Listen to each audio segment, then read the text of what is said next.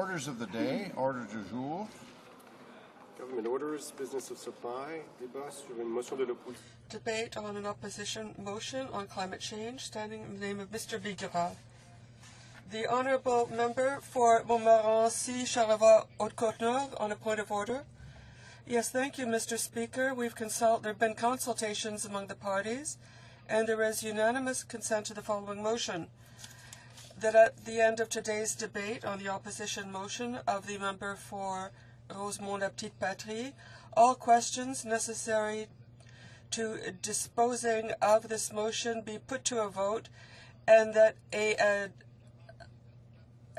voice vote be held next week at the time, after the time for a question period. Does the honourable member have the unanimous consent of the House?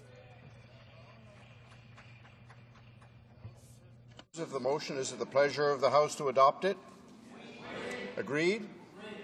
And so ordered. Mr. Bigra, appuyé par... Mr. Bigra, seconded by Ms. Bonson, moves that in the opinion of the House, Canada should commit to propose at the Copenhagen Conference on Climate Change 1. Reducing through absolute reduction targets greenhouse emissions in industrialized countries to 25% lower than 1990 levels by 2020.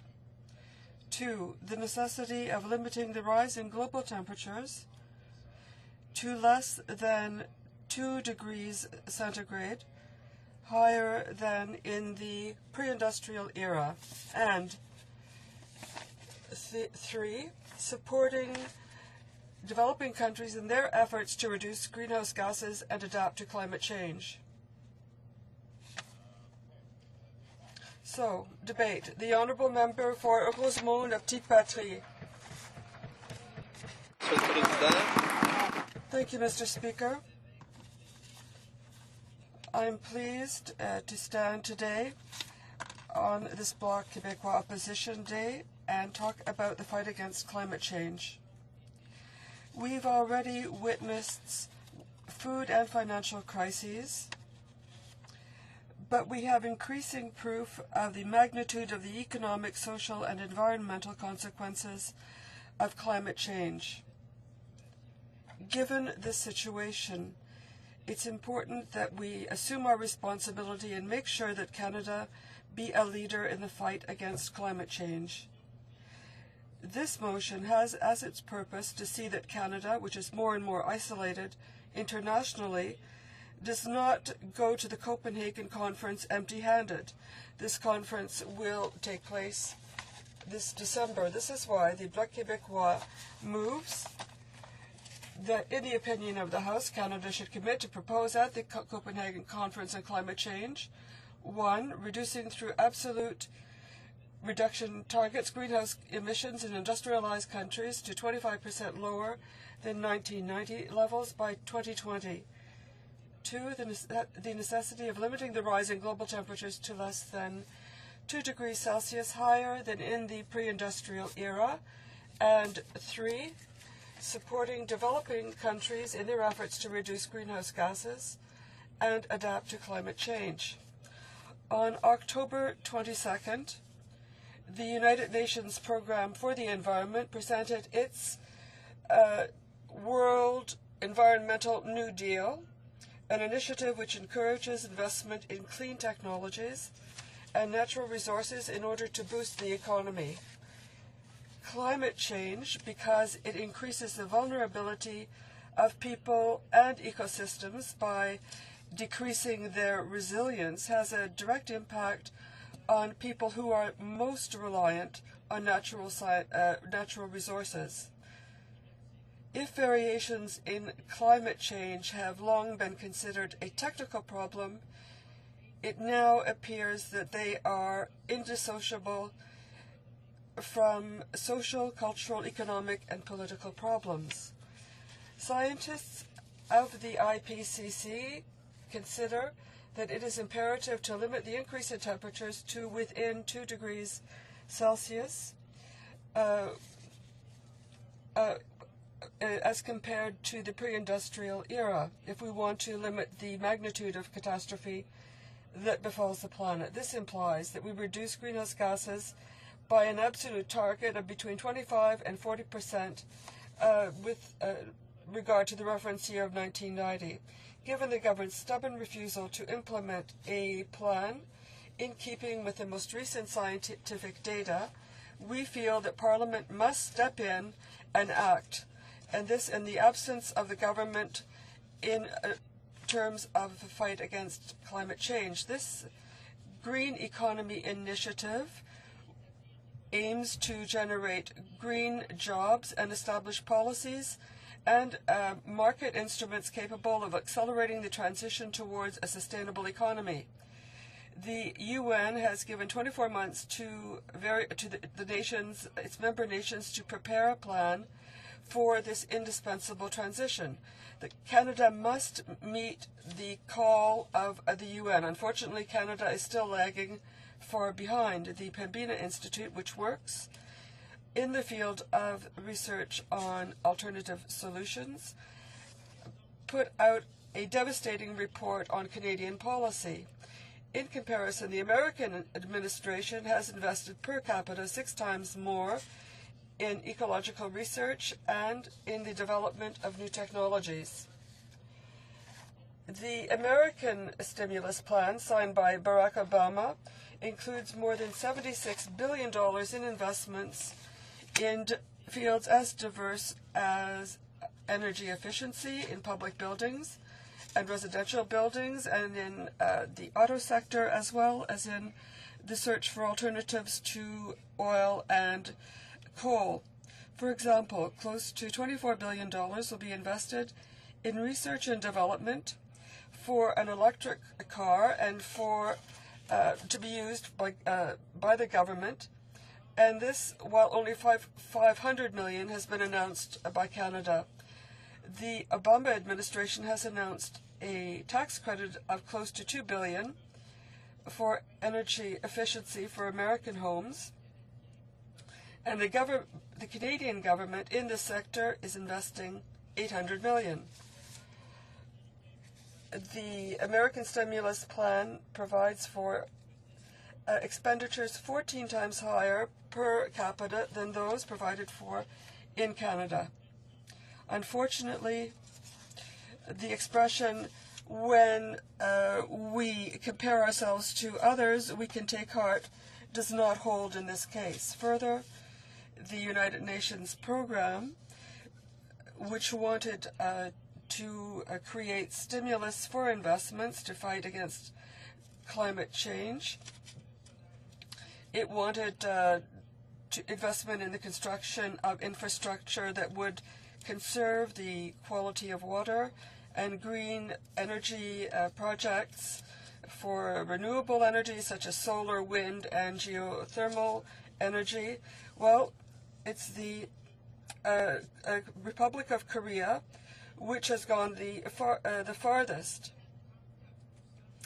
And China has put 34% of its investments into green solutions. These two countries are at the very top of the list of public investors in green technologies. Canada is the second last place, just before Japan and Spain. So we can't really look to the government for solutions with respect to the environment. The government has not only never understood the urgency of acting, but it simply doesn't believe in the importance of fighting climate change. The fight against climate change would mean a change of our relationship with energy, especially when it has to do with fossil fuel. This would mean that we would have to reconcile the economy and the environment in order to attain our objective. Recently, in a study made by ecological groups and economists, we see that it's possible to reduce by 25% in absolute targets greenhouse gases in the country using as a reference year 1990. This is not only achievable, but it would only marginally affect the Canadian economy.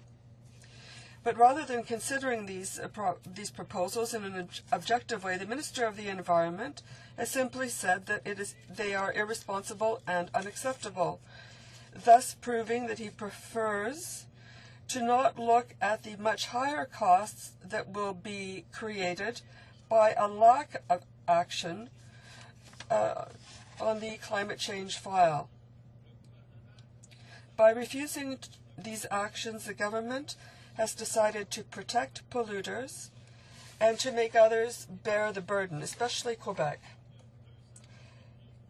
Yesterday, more than 200 businesses in Quebec joined with other investors worldwide, crying out for a robust and ambitious commitment on the part of governments. They want government to undertake commitments immediately and vigorously on the file of reducing greenhouse gases. And this is supporting credible strategies. According to businesses, the economic development cannot be sustained in the long term if the climate is not stabilized. It is absolutely important that this recession be the starting point for a growth in a green economy. If we don't do well in Copenhagen, this can create uncertainty and undermine confidence. Business people, investors, and visionaries in the world entire have understood that it's now the time for humanity to make its choices. And Quebec, like other leaders in the environment, must seize these new opportunities which are offered by green energies and the development of alternative means of transportation. In March 2007, the Bloc Québécois put forward a plan to reduce our dependence on oil. We would encourage alternative energies, modernize industrial equipment, have tax incentives, and renovate buildings and reconvert heating systems. And these are concrete examples. Last week, the Bloc Québécois demanded that the federal government allocate funds in order to encourage research and marketing of an electric car. The share of greenhouse gases which can be attributed to transportation, road transportation, is far too significant to be ignored. We need to use our tax policy and market instruments in order to act on this file. This is the time to make concrete choices, and it is absolutely essential that we start acting green.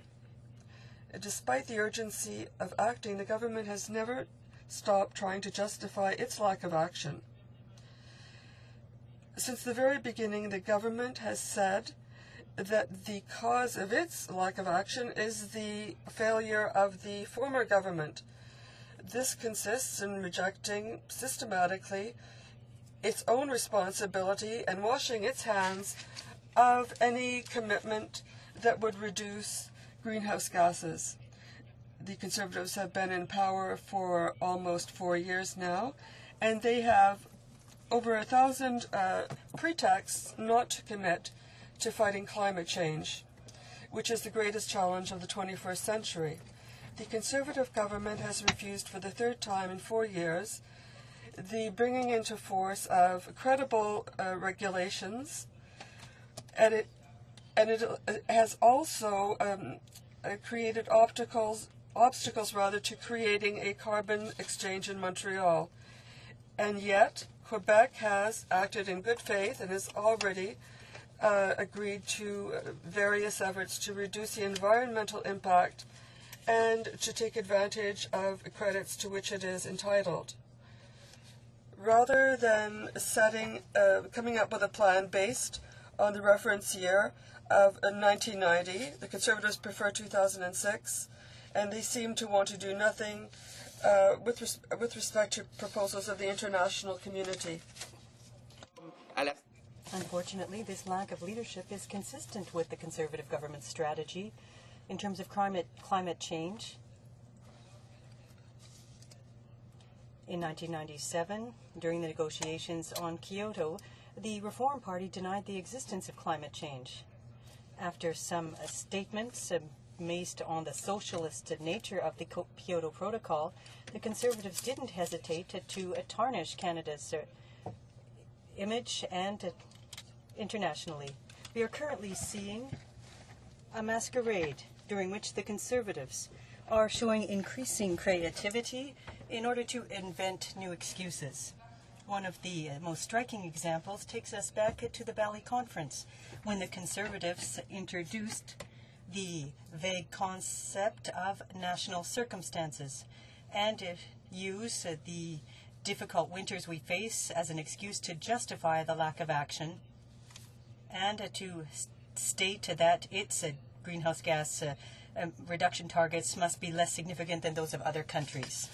The government is also collecting up a number of prizes at the Barcelona conference held from November 2nd to 6th. Canada won fossil prizes in a number of categories. It's a prize given to countries that do the most to destroy consensus. Canada attempted to torpedo negotiations prior to Copenhagen and came back with its excuses surrounding national circumstances. Canada did, however, open the door to all excuses from countries like China and India who could want to subsequently invoke their specific circumstances. Last week, Canada was not a good player at the APEC summit. Canada was denounced by experts for refusing to set strict objectives with respect to reducing greenhouse gas emissions in view of the Copenhagen climate change meeting. Finally, last week at Copenhagen, the Minister of the Environment said we shouldn't expect the Conservative government to go ahead with anything immediately following the International Summit on Climate Change.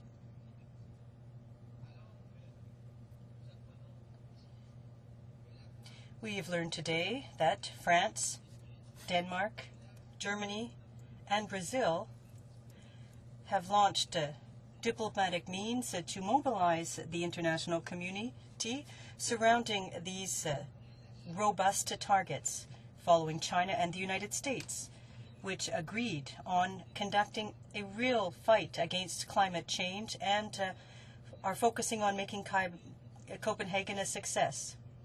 Then we learned that Russia would be targeting, aiming for targets similar to those of Europe by reducing its greenhouse gas emissions by 20% in comparison with the 1990 levels. Mr. Speaker, the list of countries preparing to show leadership and seriously deal with greenhouse gases is getting longer. Canada is increasingly isolated.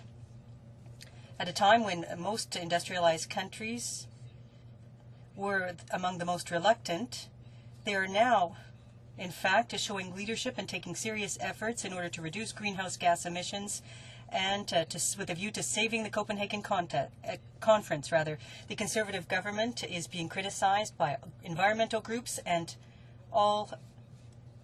many other groups. The Conservative government is advocating a 20% reduction in emissions in intensity targets by 2020 and 60% by 2050, based on the reference year of 2006. That would clearly mean a 3% reduction by 2020 in comparison with the 1990 levels. By using 2006 as a reference year, the government doesn't understand the importance of the fight against climate change. 1990 was the reference year for the Kyoto Protocol. Bear in mind that the Kyoto Protocol was signed in 1997. Under the International Agreement on Climate Change, Canada committed to reducing its greenhouse gas emissions by 6% by 2012, and those were in comparison with the 1990 levels. While Quebec succeeded in reducing its greenhouse gas emissions by 1.6%, Canada, for the most part because of its oil industry, increased its emissions by 32%. And that is why Canada today is the worst polluter on the planet. At a time when Quebec is in a position, in fact, to advance and to progress by reducing its dependency on oil, which costs millions of dollars per year, Canada is defining itself as an oil-producing nation. It's hardly surprising, though, because the Conservatives are seeking at all costs to avoid a restrictive agreement at Copenhagen. What the Conservatives are forgetting, though, is that sooner or later we'll pay for that. An aluminum plant in Quebec, which has already reduced its greenhouse gases by 15% in comparison with 1990 levels, will have to agree to the same intensity reductions as a factory or a plant extracting the tar sands in Alberta, where the greenhouse gas emissions have doubled since 1990.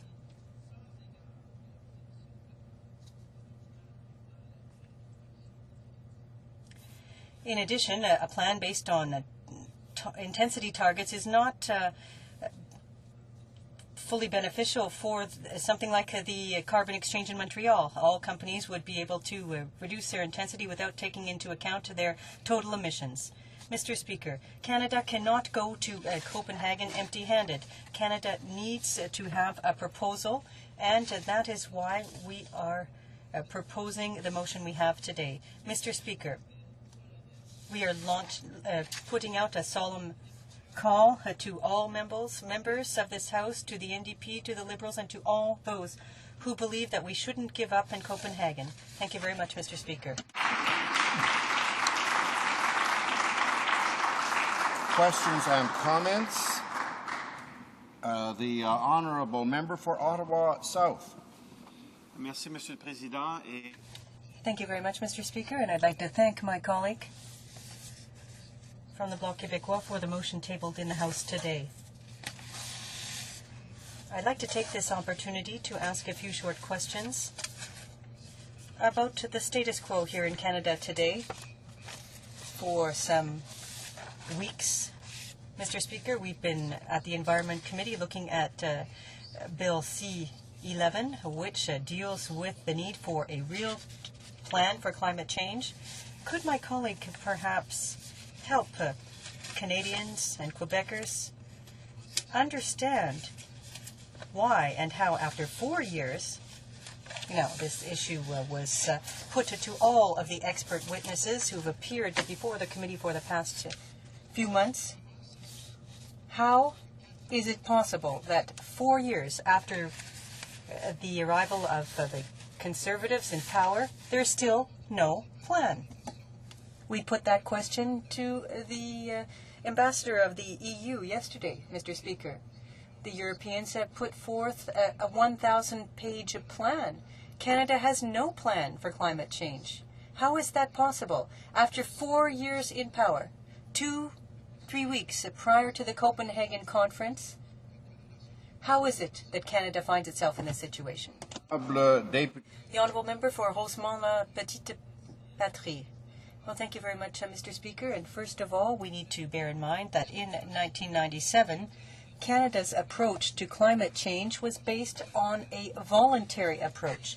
So, agreement was reached with the various sectors and industries to reduce greenhouse gas emissions.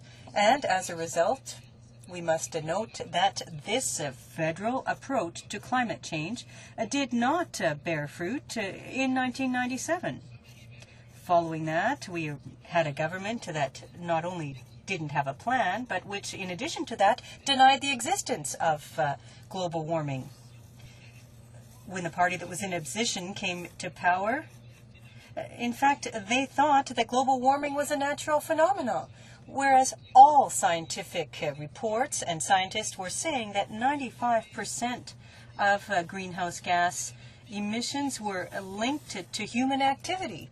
So, Mr. Speaker, it's hardly surprising to see that the government doesn't have a plan for climate change today.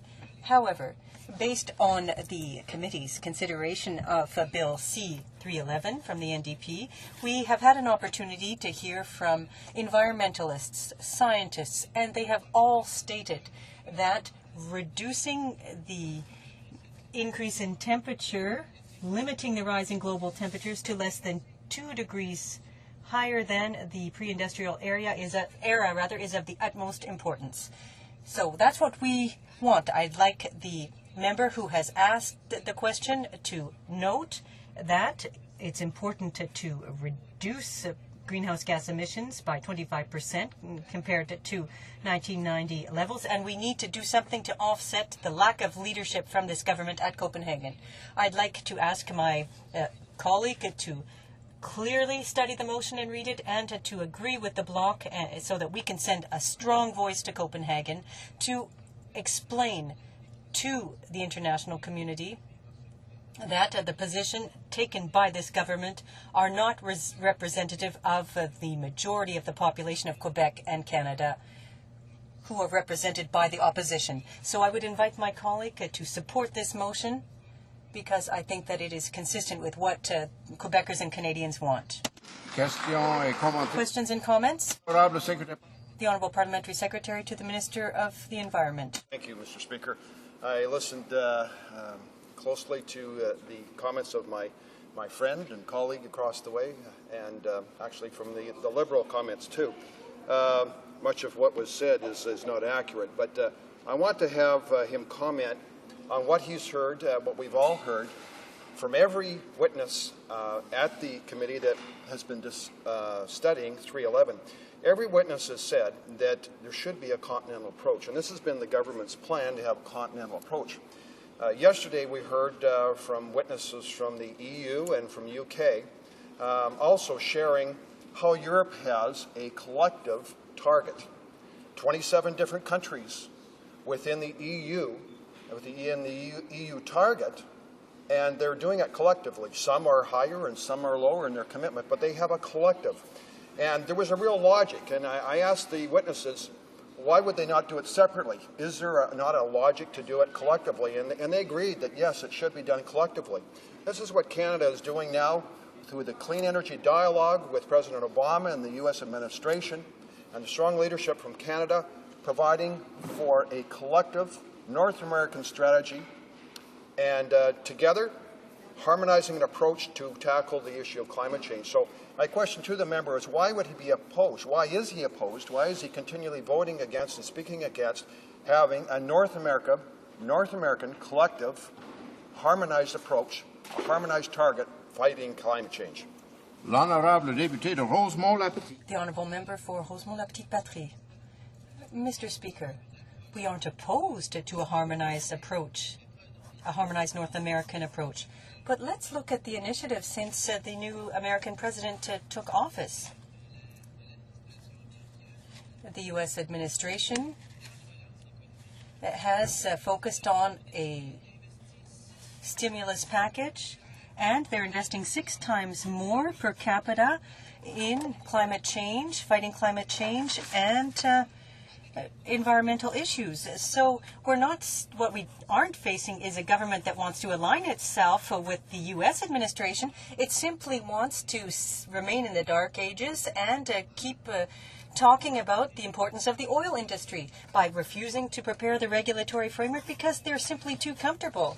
Regulations on climate change would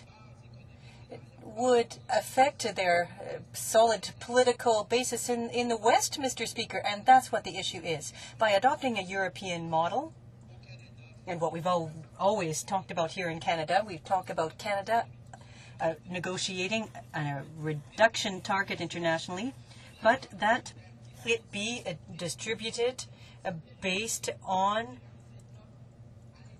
various situations within Canada. Now that is what we want. We want to apply the European model here. That will make us, enable us to have a common approach.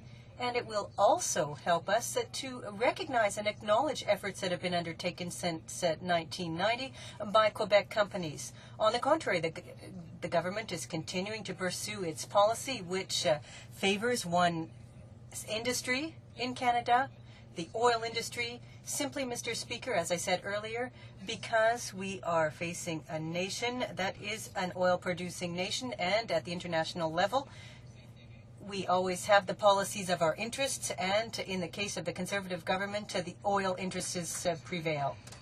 Questions and comments? For Thunder Bay, Superior North. Mr. Speaker, I'd like to thank the honourable member for his very thoughtful and very forward-thinking comments today on his motion. I'd like to ask him a simple question, and that is, could he say a little bit more about how the Conservatives want to wait for primarily the United States, but also would like us to be last of all the 192 countries around the world, wants to see where the political winds are blowing across the entire planet before they worry about the winds of climate change. Does this make sense? I'd love to hear the members' thoughts on why the Conservatives are taking this reactive rather than proactive approach. L'honorable député de Rosemont. The Honourable Member for Rosemont-la-Petite-Patrie. Mr. Speaker, now we have to acknowledge that in the past, Canada has shown leadership internationally. But in recent days, weeks and months, what we've seen is a government that has not responded to the UN's call to move towards a greener economy, a more sustainable economy. And still today, when countries like Denmark, China, countries like the U.S., China and the U.S. want to reach a complete agreement with immediate effects at Copenhagen. That's completely different from the approach that's being presented by the Conservative government to date. France and Brazil are deploying their diplomatic forces in order to convince industrialized countries to adopt a 25% reduction target. But this government is turning a deaf ear to those partners. The government is turning a deaf ear to its partner to the south, to France, to Germany, to Denmark, China, and the group of countries that want to have a solid agreement in Copenhagen.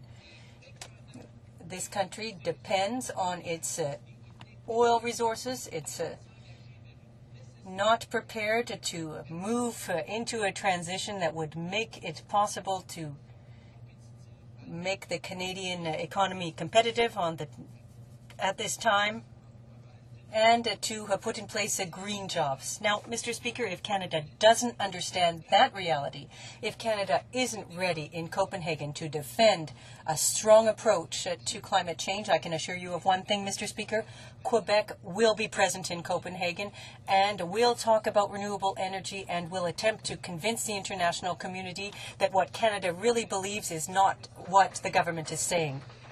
Reprise de débat. Resuming debate. The Honourable Parliamentary Secretary to the Minister of the Environment. Thank you, Mr. Speaker. I'll be splitting my time with one of the most respected members of Parliament in this House, the Parliamentary Secretary for the Status of Women.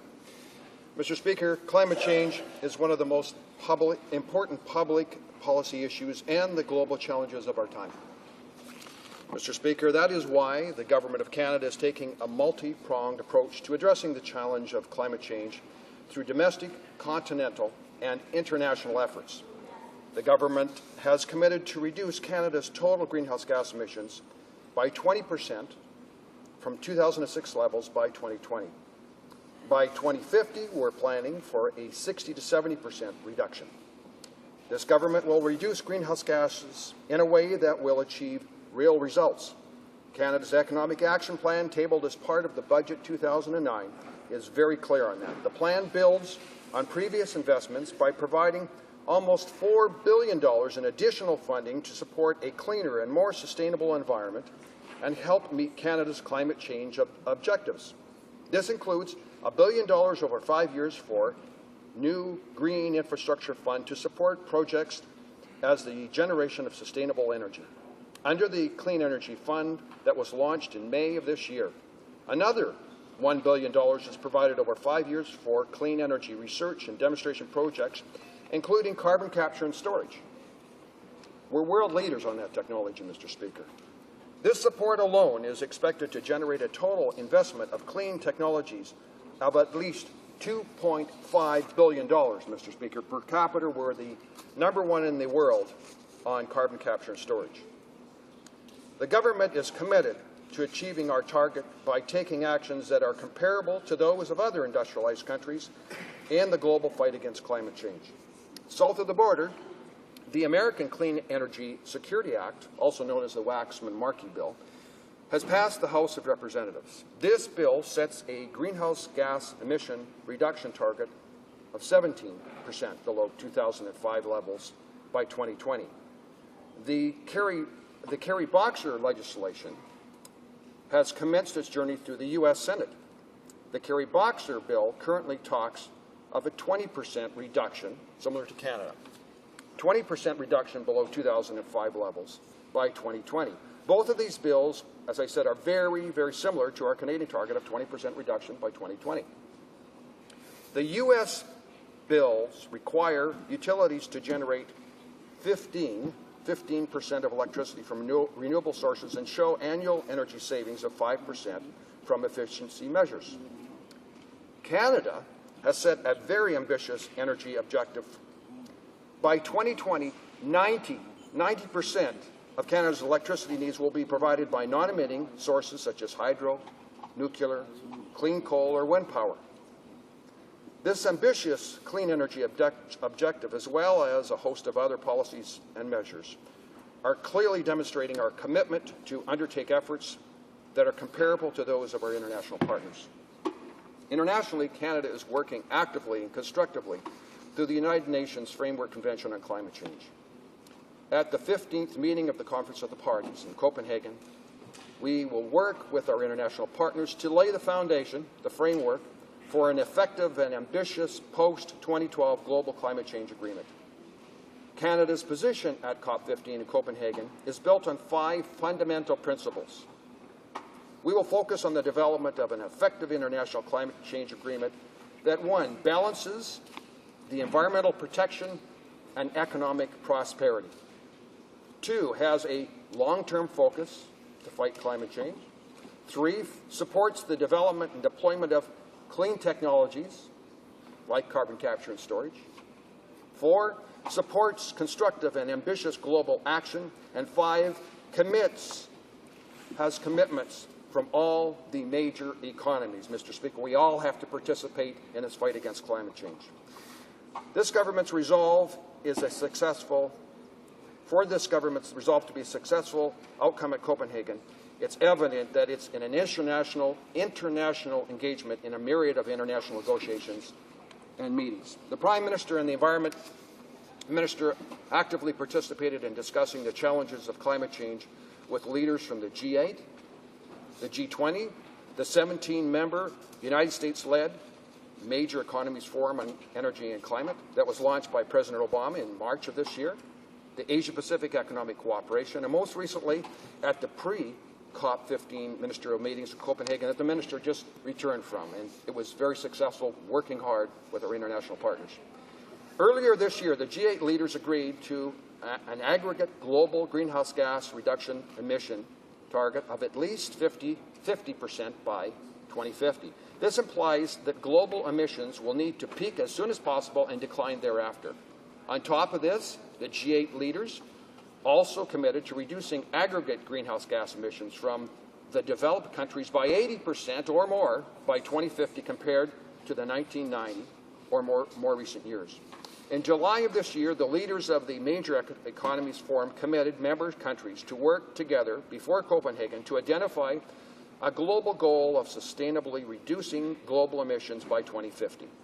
The declaration also announced the establishment of a global partnership to drive transformative, low-carbon, climate-friendly technologies. The partnership's goal is to dramatically increase public sector investments in research, development, and demonstration of these technologies while recognizing the importance of private investment, public-private partnerships, and international cooperation. At both the G8 and Major Economies Forum, Canada and other world leaders acknowledged the broad scientific view that the increase in global average temperature above pre-industrial levels ought not to exceed the 2 degrees. The Government of Canada recognizes that robust domestic actions and international engagement are not enough. Any international agreement to fight climate change will need the participation of the United States. Without the United States, it will be impossible to stabilize greenhouse gas emissions in the atmosphere at a safe level. Given the environmental, economic, and energy interdependence between Canada and the U.S., we need to ensure a harmonized approach within a continental commitment to fight climate change. And I'm glad that the member said he does support the government's commitment to a continental approach. Actually quite surprised because traditionally he has voted against that. We are working with the United States to create an effective North American climate change regime with national policies that are harmonized and consistent. A continental system composed of national policies and regulations that are equal in value and of similar effect, so we foster fair competition and maintain free trade in the integrated North American market. We are well down the path of policy harmonization. In February, President Obama and our Prime Minister announced the establishment of the Canada-US Clean Energy Dialogue. This will serve to enhance collaboration in the development and deployment of clean energy technologies to reduce greenhouse gas emissions and combat climate change. Mr. Speaker, our government has been very clear in our commitment to fight climate change. Our commitment to reduce greenhouse gas emissions by 20% by 2020 is very ambitious and comparable to all the other industrialized countries. We're working closely with President Obama and the U.S. administration through the Clean Energy Dialogue to ensure that all of our energy policies will be harmonized through a continental approach. Canada wants an international binding target that includes all the major emitters. 192 countries will be at the negotiation table in Copenhagen. Our government will ensure that any agreement that comes forward will include Canada's economic, geographic, and industrial realities. We will not sign a deal that it will be bad for Canada. Part of Canada is Quebec. Thank you for the opportunity to describe Canada's commitment to a new international agreement on climate change. We're confident that our ambitious actions and committed leadership on this important topic on the domestic, continental, and international fronts will contribute toward the collective efforts to address this global challenge. Thank you so much. Questions and comments. The honourable member. Rosemont La Petite Patrie. Thank you very much, Mr. Speaker. I thank the Parliamentary Secretary for his contribution to this debate, and I heard the 5 principles that his government will be defending in Copenhagen in December. Economic prosperity and balancing that with the environment, long-term commitment, development of clean technology. But my question is this: among those 5 principles, how come we don't see this important rule about limiting the increase of 2 degrees Celsius compared to the pre-industrial period? Why didn't this government put that 2 degrees Celsius rule in the list of important factors to be discussed in Copenhagen? The Honourable Parliamentary Secretary. I thank the member for that question. During my speech, I did say that at both the G8 and the Major Economies Forum Canada and all the other world leaders acknowledged the broad scientific view that the increase in global average temperature above pre-industrial levels not ought to exceed 2 degrees. So, Mr. Speaker, that is known, that is committed to, that is an international understanding. There's science that supports that. What we asked from this member is support for a balance to make sure that jobs are not destroyed in Canada, and we also have a healthy economy and environment. Mr. Speaker, what this member is proposing, and he knows very well that the testimony of the witnesses, if his target of 25 degrees is accepted, Mr. Speaker, it would mean dramatic increase in cost to every Canadian through energy prices, Mr. Speaker. The witnesses are saying we would have to adopt the prices that Europe is spending, double the price for gasoline, heating our homes, Mr. Speaker. Massive increases in energy costs and a major loss of jobs, Mr. Speaker. Our government's plan is a balanced plan protecting the environment and protecting jobs in Canada. the honourable member for Thunder Bay, Superior North. Thank you, Mr. Speaker. I was dismayed to once again hear a reiteration of the rubber stamp approach to policy in one more area by the Conservatives as rubber stamping U.S. policies.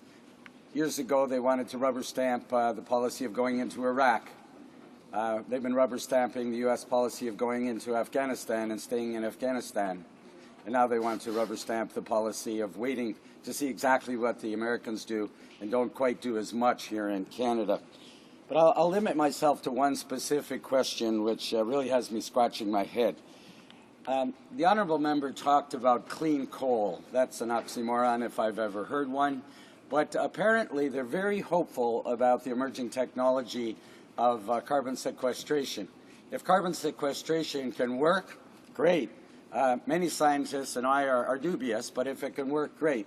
So my question to the honourable member is, if carbon sequestration is so likely to be successful in sufficiently reducing greenhouse gases and work well, then why are they so nervous about applying it and committing to it to actually reach the targets recommended, the minimum targets recommended by scientists from around the world to reduce greenhouse gas emissions by at least 25% by 2020?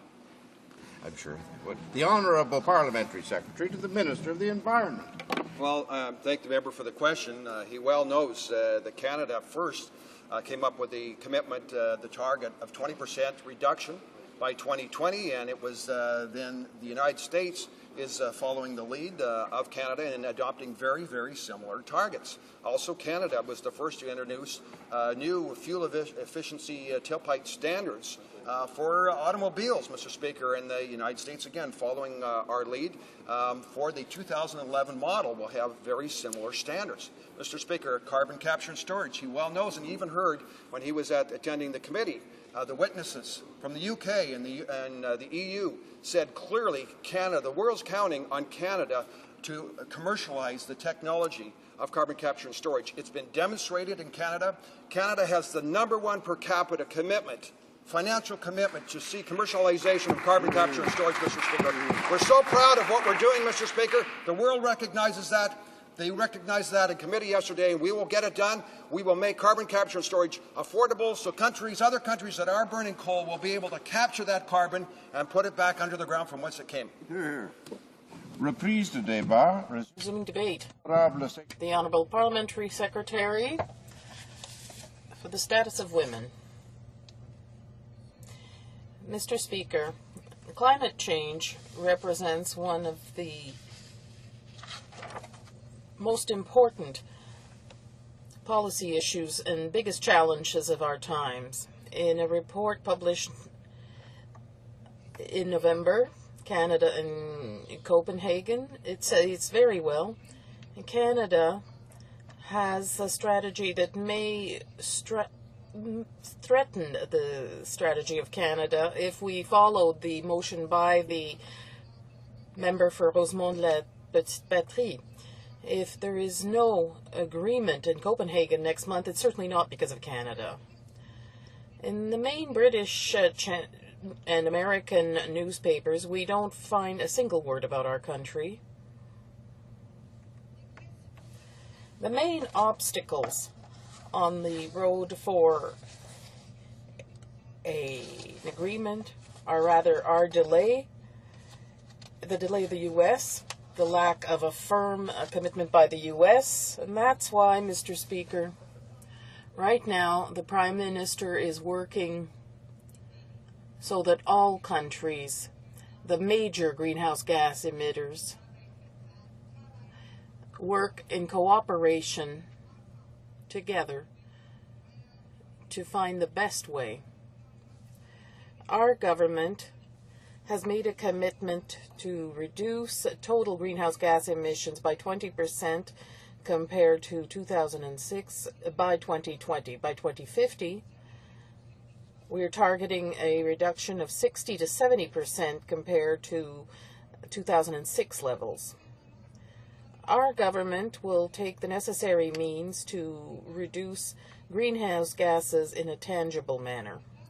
Canada's Economic Action Plan, tabled in the framework of the 2009 budget, is clear about that. The plan, which is based on previous investments, provides for additional funding of $4 billion to support a cleaner and more sustainable environment and help Canada achieve its objectives. That includes $1 billion over 5 years for green infrastructure, such as the production of renewable energy. Under the Clean Energy Fund that was launched on May 19, 2009, another $1 billion is provided over 5 years for clean energy research and demonstration projects, including carbon capture and storage.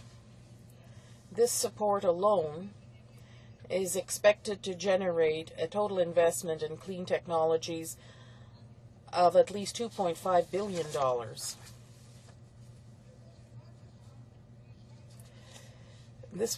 The House bill will also require utilities to generate 15% of electricity from renewable resources and show annual energy savings of 5% from efficiency measures. Similarly, we have also set an ambitious energy objective for Canada. By 2020, 90% of Canada's electricity needs will be provided by non-emitting sources such as hydro, nuclear, clean coal, and wind power. This clean energy objective, as well as a host of other policies and measures, is demonstrating our commitment to undertake efforts that are comparable to those of our international partners.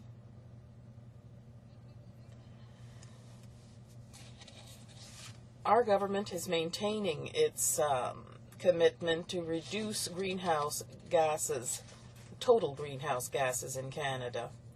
Our target is realistic but ambitious, given that Canada currently has a demographic growth and has a high consuming industrial base. We want to have concrete environmental and economic objectives that will benefit the entire population. Our government has made a commitment to cooperate with provincial and territorial government in order to have a North American ceiling and an exchange program for greenhouse gases. The harmonization of policies on greenhouse gases in Canada with those of the United States has economic benefits for both countries. We cooperate with provincial and our partners in order to set up a North American system. We already announced publication under the CEPA of our intention to regulate auto emissions and compensating credits for Canada. The Copenhagen meeting marks the beginning of an important cooperation process for all countries in order to set attainable objectives. We have to do things properly and not just try to solve everything in record time. Canada's Economic Action Plan includes over $2 billion in green investment to protect the environment, stimulate our economy, and transform our technology. For example, the Clean Energy Fund provides for $850 million over 5 years for the development of promising new technologies, as well as $150 million over 5 years for research and development on clean energy. Moreover, the Green Infrastructure Fund provides for $1 billion over 5 years to support targeted investments in green infrastructure, which will contribute to improving air quality and reducing carbon emissions. Our government intends to make sure that 90% of our energy and electricity needs are filled by non-polluting sources by 2020. In our commitment to consult the provinces and territories prior to the UN meeting that will take place in Copenhagen, our minister held a series of consultations with premiers and many of his provincial territorial counterparts in order to discuss synergy in the approach to climate change.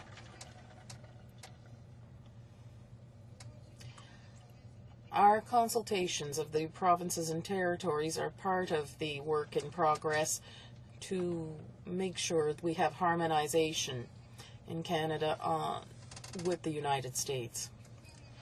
The Government of Canada has invited the provinces and territories to attend the Copenhagen Conference as members of the Canadian delegation. Their role will be to advise the minister and the chief negotiator who will be representing Canada during the negotiations. I'm sorry to interrupt the honourable member, but it is now time for statements by members. She will have 1 minute left, almost 2 minutes, to conclude her remarks, and 5 minutes for questions and comments after that, so we can continue later.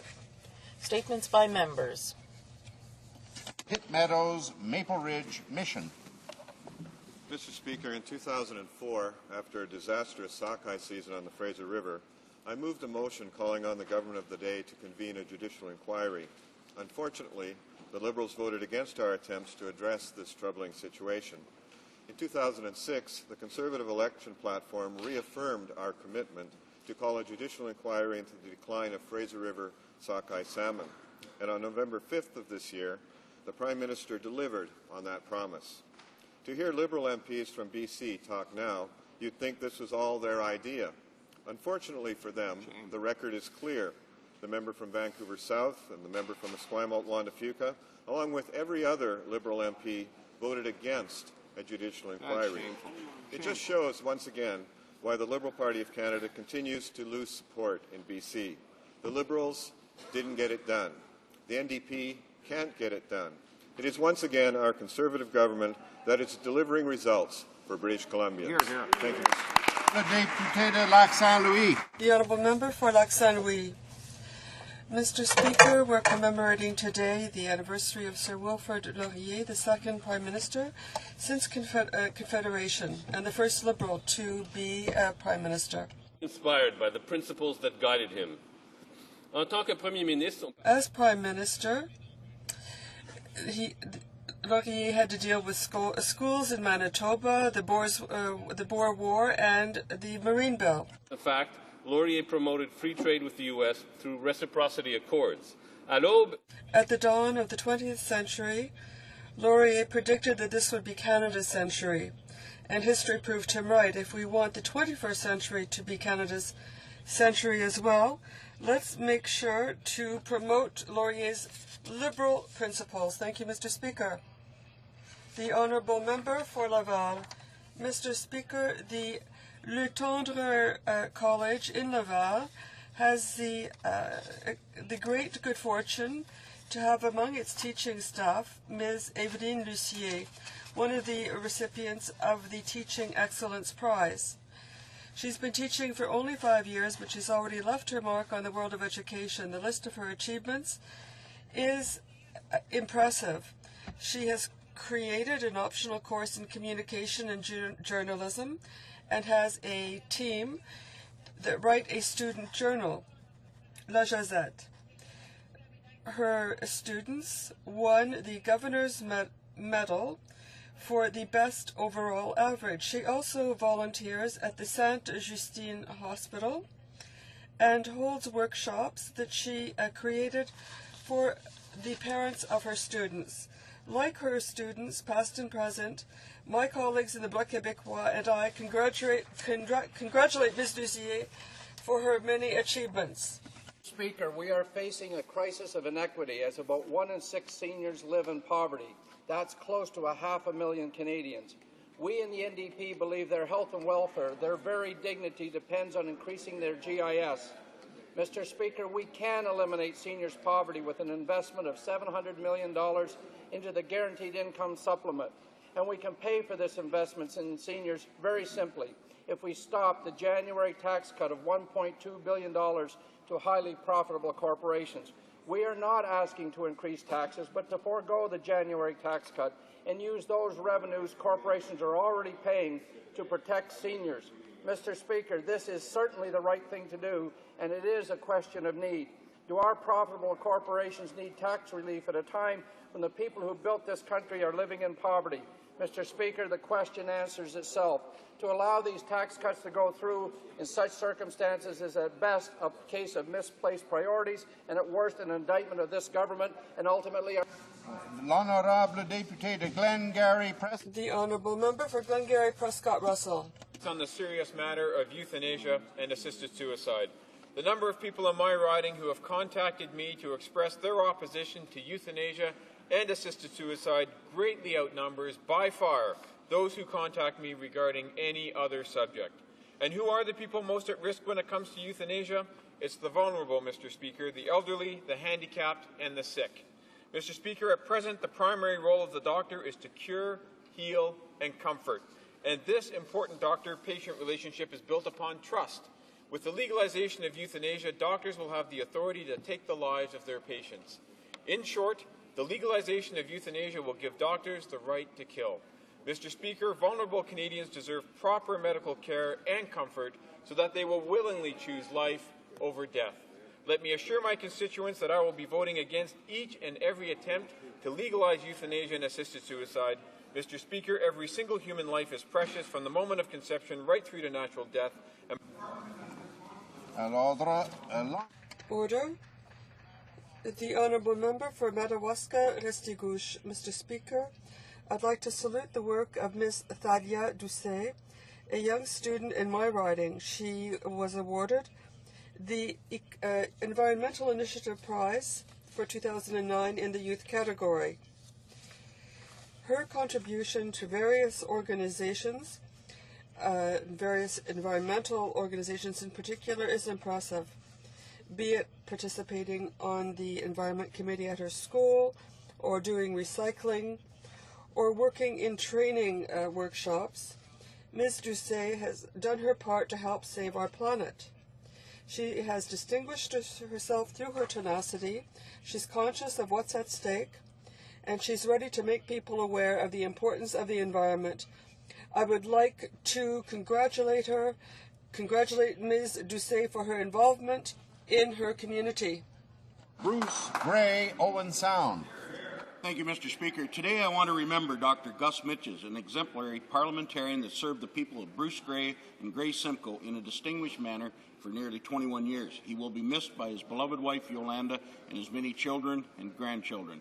Gus will be fondly remembered by the people of Bruce Gray Owen Sound, who I know would like to extend their sympathies to Gus's family and a thank you for his service to them and to Canada. Gus was elected repeatedly by the people of Bruce Gray and Simcoe. He served them well as a member of many House committees, including Agriculture, Veterans Affairs, Public Accounts, and the Library of Parliament. Born in Greece, Gus had a true Canadian experience coming to Canada and working as a veterinarian. Gus garnered the respect of his entire community. It is rare for someone to serve so long in federal politics and to be able to continue to get the support and appreciation of the people. Mr. Speaker, I ask all members in this House to join with me in saluting and remembering a great Canadian. Many thanks, Gus.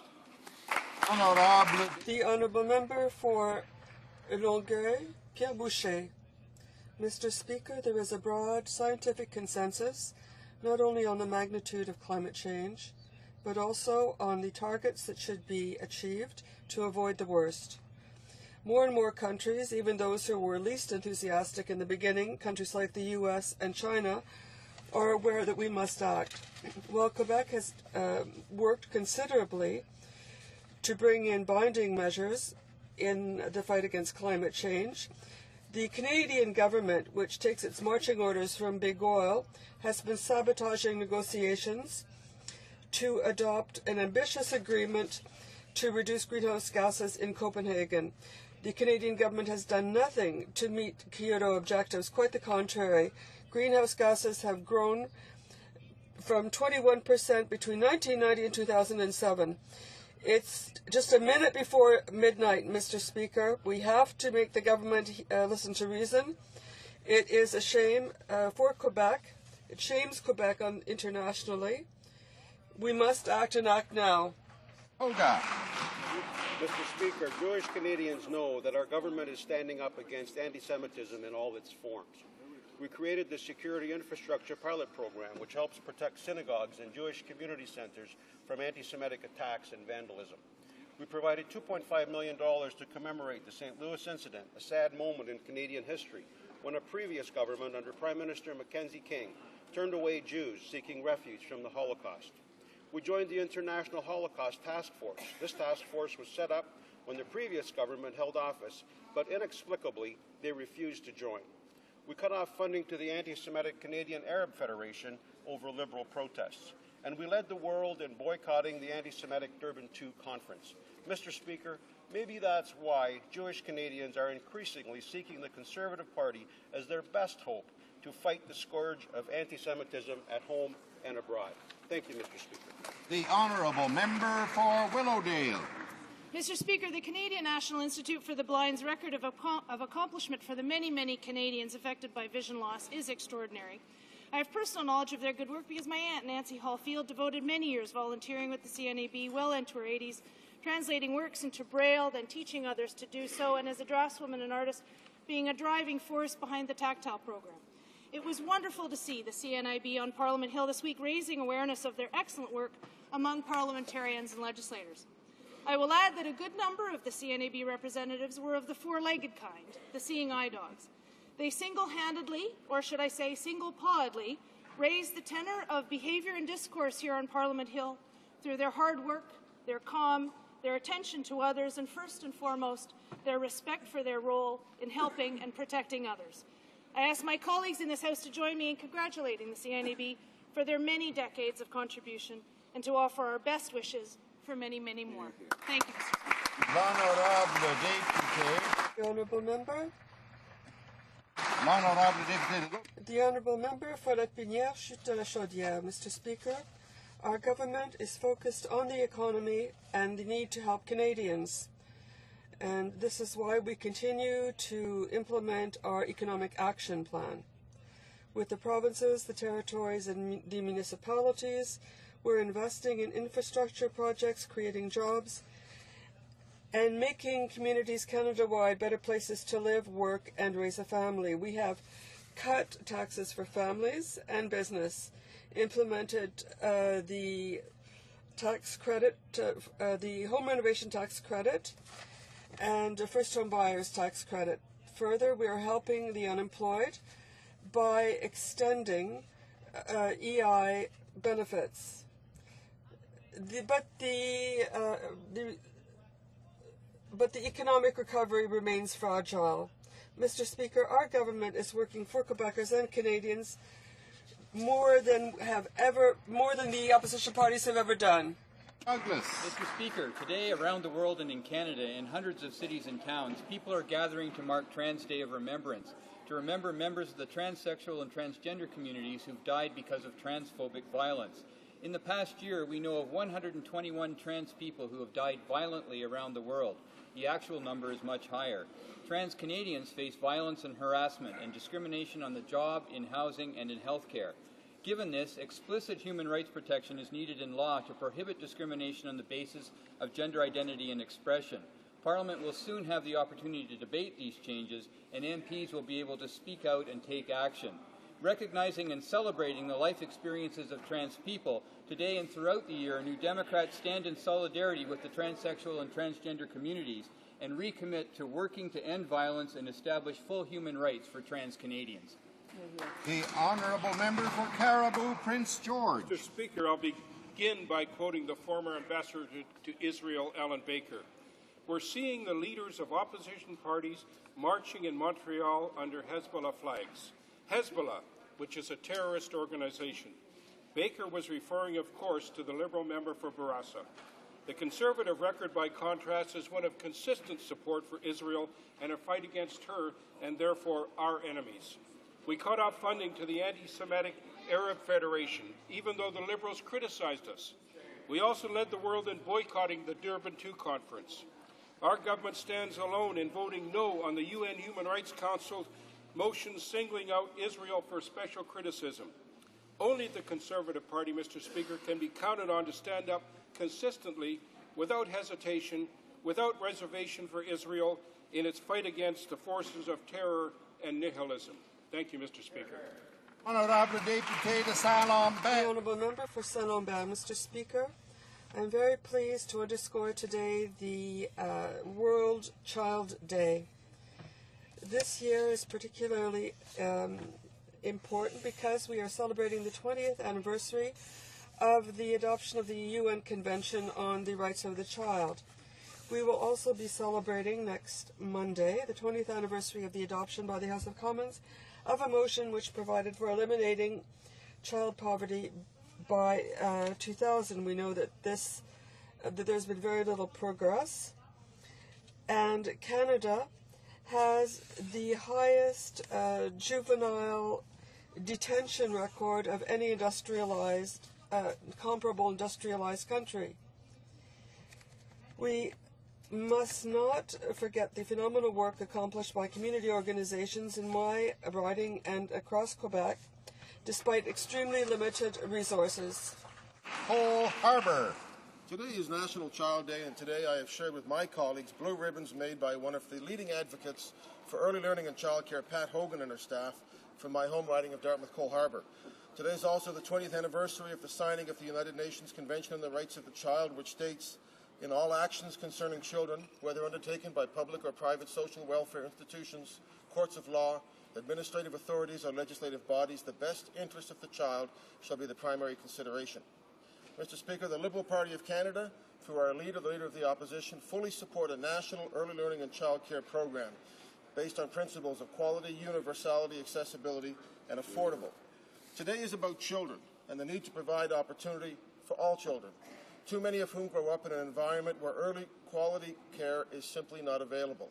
A strong national child care program will lead to healthier, happier, and more productive children, and a stronger economy for us all. I want to thank all the champions of our children, many of whom, like Pat Hogan, have dedicated much of their lives to quality early learning and child care. Let's reward their lifetime of work and really invest in their cause, early learning and child care. The Honourable Member for Peterborough. Mr. Speaker, while some in the Liberal Party today think of the former Liberal era as the golden age of politics, Canadians got a reminder yesterday of its defining legacy. Former Liberal Minister David Dingwall, high-priced lobbyist David Dingwall, Liberal appointee David Dingwall, and Exhibit 8 for why our Conservative government introduced the Federal Accountability Act billed the taxpayers of Canada nearly $40,000 to appear at a Commons committee in 2005. Mr. Speaker, for my Liberal friends who may have forgotten what the former Liberal minister told us, let me remind you of the old Liberal standby. He was, quote, entitled to his entitlements. Mr. Speaker, it's because of the Liberal Party's time in power that this government was elected to clean up the way government does business. We introduced the Federal Accountability Act, which has removed big money from politics and limited the influence of lobbyists. This Conservative government understands that it is an honour to serve in this House, and we will continue to offer Canadians an alternative to those that continue to believe that they are entitled to their entitlements. Order. Oral questions. Questions orales. The Honourable Member for Wascana. Speaker, yesterday the Defence Minister was out to shoot the messenger, but the more he called Richard Colvin a liar, the more the Minister contradicted himself. After 4 years of denials, he now admits that he did, in fact, receive and read at least one of Richard Colvin's reports. He also admits that at least part of Colvin's story has been corroborated by the Red Cross, the Canadian Ambassador, and the Canadian Forces. Why won't the government help Canadians get the whole truth in this matter through a full, independent judicial inquiry? The Honourable Minister of Transport. Speaker, I think it's important to note that in his testimony before the committee earlier this week, Mr. Colvin confirmed that he never witnessed abuse firsthand, Mr. Speaker, his allegations are nothing short of hearsay, sometimes second or even third-hand information, or worse yet, Mr. Speaker, information that came directly from the Taliban. He won't even identify the sources from which he makes these allegations, and that's unfortunate, Mr. Speaker. The honourable member for Wascana. Mr. Speaker, the government's reaction is so aggressive, so nasty, and so personal, it smacks of desperation. The Defence Minister slandered Richard Colvin as unbelievable, but in the same breath, he says he eventually acted on Colvin's information. The minister depicts Richard Colvin as naive and irresponsible, but Mr. Colvin continues in Canada's senior intelligence post in Washington. The contradictions are rife, and the government cannot be the sole judge of what's credible and what's not. How can the truth be found without a full inquiry? The Honourable Minister of Transport. Well, Mr. Speaker, it's not just the government. I noticed in the news reports this morning that former well-respected diplomat Paul Chapin said the following: "I think what set me back is how serious the allegations are and how flimsy the evidence. It would have been rather more reassuring had Colvin been able to provide some of the detail that would give credibility to these very serious allegations." Hear, hear. Honourable member for Wascana.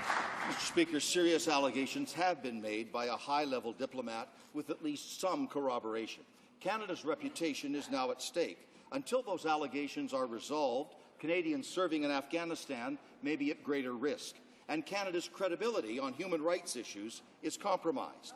Decent, democratic governments are not afraid of transparency. They get to the bottom of tough issues. If a proper inquiry has not been launched, by the time the Prime Minister goes to China, what will he say about human rights to President Hu Jintao? The Honourable Minister of Transport. I think what he would say, Mr. Speaker, is that when we get credible evidence, we act. But we require proven, substantiated, and credible evidence to act. Mr. Speaker, again, there was no credible evidence in Mr. Colvin's testimony, not a shred of specific evidence. It's called facts, Mr. Speaker, and a government needs facts with which to act. The Honourable Member for Saint-Laurent-Cartierville. 2 years ago to this very day, November 20th, 2007, the Prime Minister stood in this House to answer my question, looked me in the eye and brazenly stated, "There has been no evidence of any abuse involving the transfer of Canadian prisoners until one case recently." How is it conceivable for the Prime Minister to claim not have been aware of Richard Colvin's report, of which all involved departments were aware, including his own national security advisor? The Honourable Minister of Transport. Mr. Speaker, if you look at the facts that are before us, there is an absence of evidence. This government requires credible, specific, substantiated reports from which to act, and none are before this House and none are before the government. L'Honourable Député de Saint-Laurent. The Honourable Member for Saint-Laurent-Cartierville. Mr. Speaker, I asked a very specific question to the government. How can the government say or claim not to have seen or read the reports when his closest advisors had seen them? And in that very specific question, I have not received an answer. If there were a judicial inquiry, there would be the government would be required to answer. Is it not the case that the government is simply afraid of what will come from that it doesn't want to go ahead with the inquiry? The Honourable Minister of Transport. Not at all, Mr. Speaker. Mr. Speaker, when asked if the allegations can be trusted, the respected former diplomat Paul Chapin said, and I quote, "No, until he comes forward with something rather more substantial for me to get into." And I share that view, Mr. Speaker. The Honourable Member for Joliette. Mr. Speaker, as early as May 2006, Richard Colvin, the second highest-ranking diplomat in Kabul at the time, sent in reports to the Prime Minister's inner circle of advisors, including Margaret Bloodworth, regarding the allegations of torture on Afghan prisoners. In December 2006, this same close advisor participated in a meeting at the Privy Council to discuss cases of torture conducted by the Governor of Kandahar himself. Will the government admit that he was aware of the situation as early as May 2006, and instead of taking his responsibilities, he attempted to cover up and cover up the situation? The Honourable Minister of Transport. Quite outrageous. In his testimony before the Commons Committee earlier this week, Mr. Colvin confirmed, Mr. Speaker, he confirmed, and let me underline this again, that he never witnessed abuse firsthand. His allegations, Mr. Speaker, are nothing short of hearsay. They involve sometimes second and even third-hand accounts and information, Mr. Speaker, or even worse, Mr. Speaker, that some of the information could have come directly from the Taliban. He won't even name or identify his sources. And even worse, Mr. Speaker, when asked why he didn't raise this with one of the number of ministers which came through Afghanistan during his tenure, he said he didn't want to do so. Quote, I met several ministers but did not raise the issues with them. It would have been a bit The Honourable Member for Joliette. Mr. Speaker, it's simply that Mr.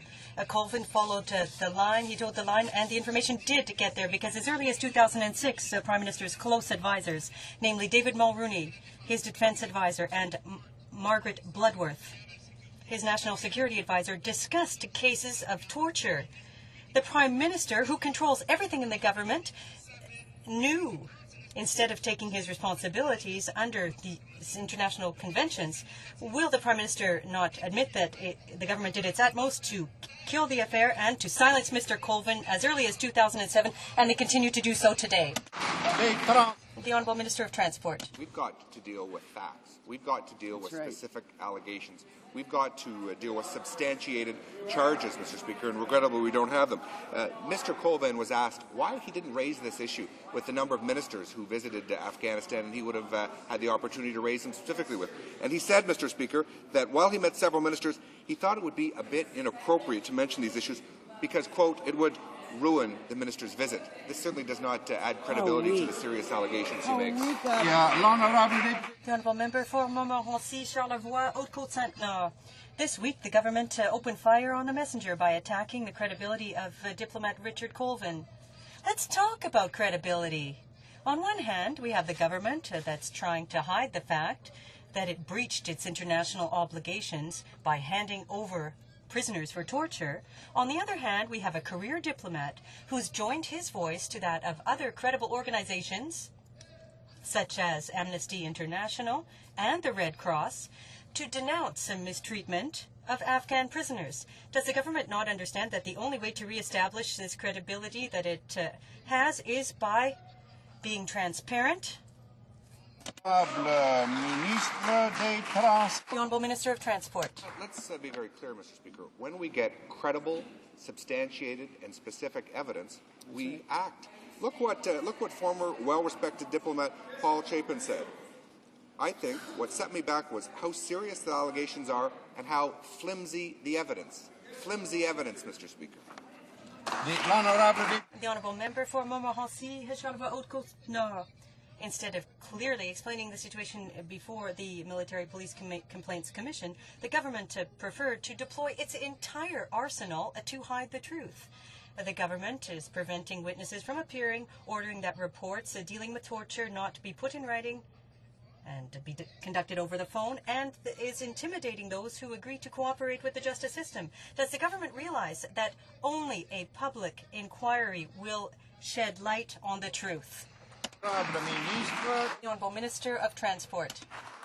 With respect to not allowing people to come before committee, Mr. Colvin testified just this week before the House committee. And in that testimony, he didn't present any substantiated, specific allegations of what he claimed. Mr. Speaker, we are required in government to act on fact, not on hearsay, not on second and third accounts, and certainly not on information that came from the Taliban. The Honourable Member for Ottawa Centre. Mr. Speaker, the Conservatives' enemy list now includes Amnesty International, the Afghan Independent Human Rights Commission, and get this, the U.S. State Department. But Mr. Colvin wasn't the only diplomat who saw evidence of torture. Nicholas Gosselin saw evidence that the detainee was beaten with electrical wires and a rubber hose. Is the government suggesting that Mr. Gosselin was also in league with the Taliban? Will the government finally help Canadians sort out this truth and fiction story, get to the facts, and call a public inquiry? The Honourable Minister of Transport. Mr. Speaker, despite the loud voice of my friend from Ottawa Centre, he himself just said the truth or fiction Mr. Speaker. Well, I think in regards to a public inquiry, this government is only going to look at specific, substantiated facts, Mr. Speaker. We will not base our government's actions on hearsay, on gossip. We will not base them on unsubstantiated allegations, or certainly not from information that comes from the Taliban. The honourable member for Ottawa Centre. Mr. Speaker, instead of attacking Richard Colvin, the government should congratulate him. But the problem with this government is that it prefers to shoot the messenger. Conservatives prefer to attack officials and diplomats instead of facing the truth. We must put an end to this camouflage, Mr. Speaker. When will we see a public inquiry? The Honourable Minister of Transport. It's not a question of the messenger. It's a question of the message. We're required in government to deal with facts before we make decisions. That's right. And, Mr. Speaker, there has not been any evidence brought forward by Mr. Colvin with respect to the serious allegations that he makes. They're unsubstantiated. They involve hearsay, Mr. Speaker. They also, Mr. Speaker, contain information that comes from the Taliban. We are required, Mr. Speaker, to act on a higher standard than that. And I should remind members opposite, Mr. Speaker, that there has not been a single solitary proven allegation involving a transferred Taliban prisoner, Mr. Speaker. The honourable member for St. John's East. Speaker, the Minister of Foreign Affairs has said that Canadian officials have made 182 visits to Afghan prisons to assess and monitor conditions in them. Yet the Afghan Independent Human Rights Commission and the United States State Department says torture still remains commonplace in these prisons. Canadians need to have confidence that we are not violating international law in this matter. Will this government make public the reports by Canadian officials who have visited Afghan prisons, or will they continue to claim that everything is all right without revealing the facts? The Honourable Minister of State. Well, Mr. Speaker, Canadian officials have over the years underscored the need for authorities to treat detainees both humanely and in accordance with Afghanistan's international obligations. And again this week at the inauguration of President Karzai, the Minister of Foreign Affairs underscored that the new administration must continue to attack these human rights challenges. The honourable member for Malpeque. Richard Colvin is the latest in a long list of honest Canadians who had the integrity and courage to speak out on government wrongdoing. To name a few: Linda Keane, Canadian Nuclear Safety Commission; Adrian Meisner, Canadian Wheat Board; Matthew Bramley, environmentalist, all personally attacked as a defence for government inaction. Instead of listening and taking corrective action, this government engages in character assassination after character assassination. Is there nothing this government won't do to people who come forward and expose this government's shortcomings? The Honourable Minister of Transport. Mr. Speaker, as I said earlier, Mr. Speaker, Mr. Colvin came before the committee, testified, and presented no specific evidence. He presented only hearsay, second-hand and third-hand information, Mr. Speaker, information that came from the Taliban in some cases. Mr. Speaker, we have acted in the past when we get specific evidence. We must take substantiated evidence. Look what Rick Hillier has said. Look what the Lieutenant General Michel Gauthier has said, the actual commander on the ground, who said why any of us in the military command would knowingly and deliberately ignore substantial evidence from the field that could ultimately implicate us, Mr. Speaker. The honourable member for Malpeque. The minister makes my point, Mr. Speaker. One of the defining characteristics of this government is their vile tactics of fear and intimidation imposed upon Canadians who have the courage to speak truth to power. In the case of Afghan detainees, the attack on the credibility of a dedicated public servant is designed to cover up what the government knew and when. To expose the truth, will the minister call a full, independent judicial inquiry? Will the government for once allow the truth to come forth? The Honourable Minister of Transport. There have been public hearings that have been televised on this very issue.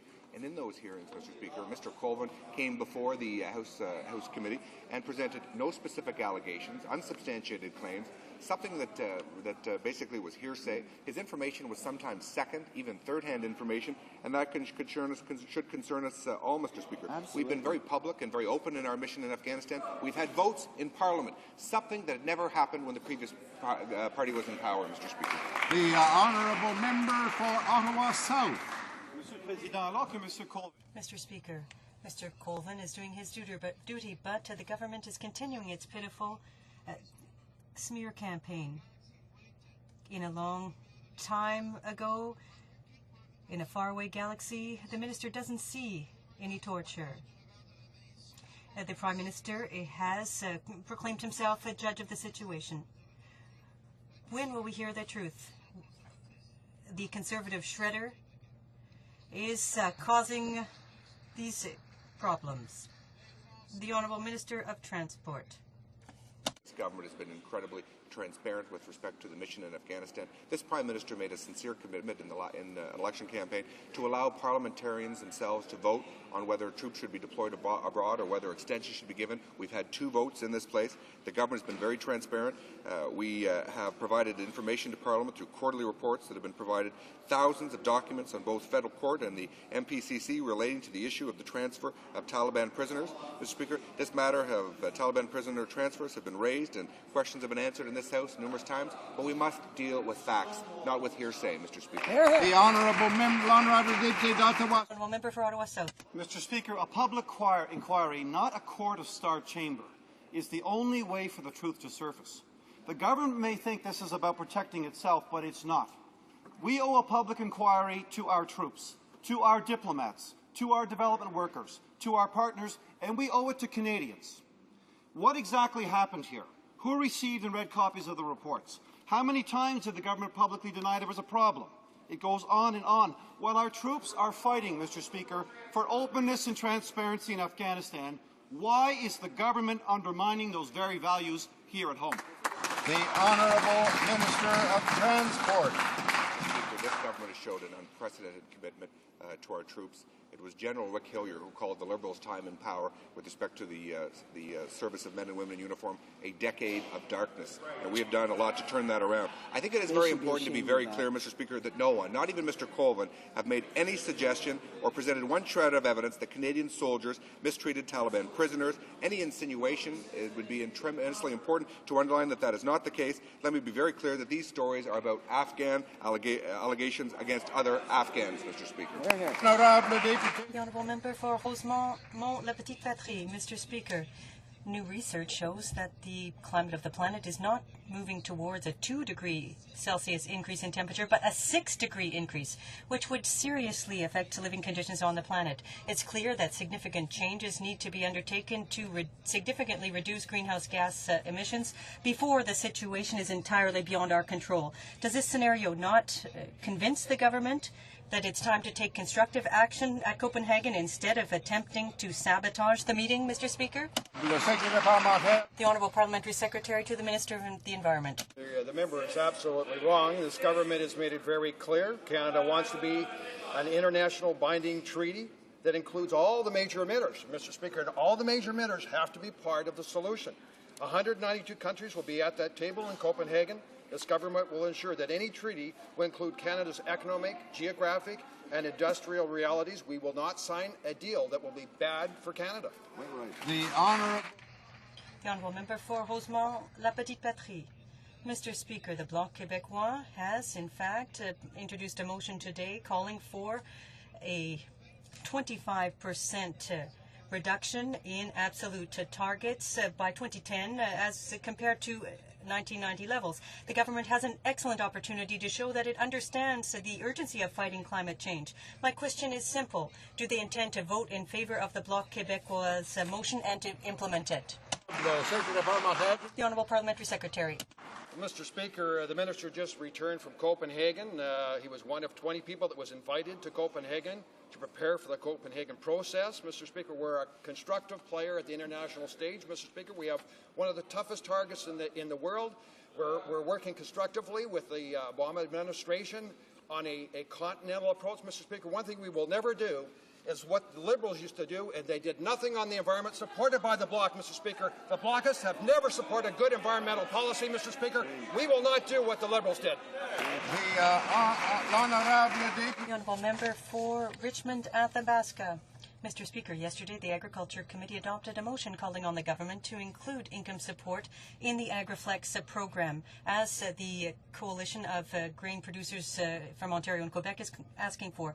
The Minister of Agriculture did not keep his promises in the election campaign and prior to the budget. Will he make amends and put in place a real AgriFlex program, including income support? The Honourable Parliamentary Secretary. Thank you, Mr. Speaker. Our government is working in close cooperation with our farmers. The AgriFlex program is a very strong program, and we're providing $500 million for innovation in agriculture. Thank you very much, Mr. Speaker. The honourable member for Richmond Athabasca. The government is not working in close cooperation with Quebec producers because the president of the UPA has stated that each time it comes to responding to the urgent needs of the agricultural producers in facing difficulties, the federal government turns a deaf ear to them. The Minister of Agriculture, I would like to ask him, in fact, if he intends to lend an ear to them and to implement a program that will support Quebec programs like the Quebec Farm Income Stabilization Insurance Program. The Honourable Parliamentary Secretary. Well, thanks again, Mr. Speaker. Our government is taking a lot of steps to help our agricultural industry. We have invested $600 million for agri-stability, agri-recovery, agri-invest, and agri-insurance. We have also delivered $1.2 billion to our livestock sector. Provided $50 million in slaughterhouse funding to help our slaughterhouse capacity. And Mr. Speaker, of course, there's the pork transition program that we've put in place to help the pork sector. Thank you. The honourable member for Nipissing-Temiskaming.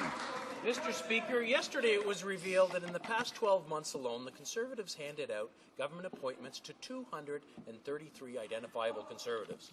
Instead of being focused on Canadians who were losing their jobs, all they cared about was getting jobs for their friends. Mr. Speaker, the Prime Minister broke his solemn promise to have all appointees reviewed by an independent Public Appointments Commission. Given that this commission doesn't exist, why do the public accounts show that the Conservatives managed to waste $1.4 million on a phantom office? The Honourable Parliamentary Secretary to the Prime Minister. Thank you, Mr. Speaker. I appreciate the opportunity to highlight the fact this government makes all of its appointments based on merit. In fact, the Transparency International recognized the improvements in this country as we have moved on an international scale from 14th under the Liberals to 8th under this government. We are now first in the Western Hemisphere, first in the G7, and the Transparency International report says that Canada is an inspiration to the Americas. The honourable member for Hull-Aylmer. Mr. Speaker, the interfinancing system of the ADQ and the Conservatives under Senator Husakos makes many people happy. All these people I just named were rewarded with federal jobs. The taxpayers are paying the bill for this partisan return on investment. Didn't Claude Carignan and André Beaudet also win the jackpot? The Honourable Minister of Transport. They're a fact-free question.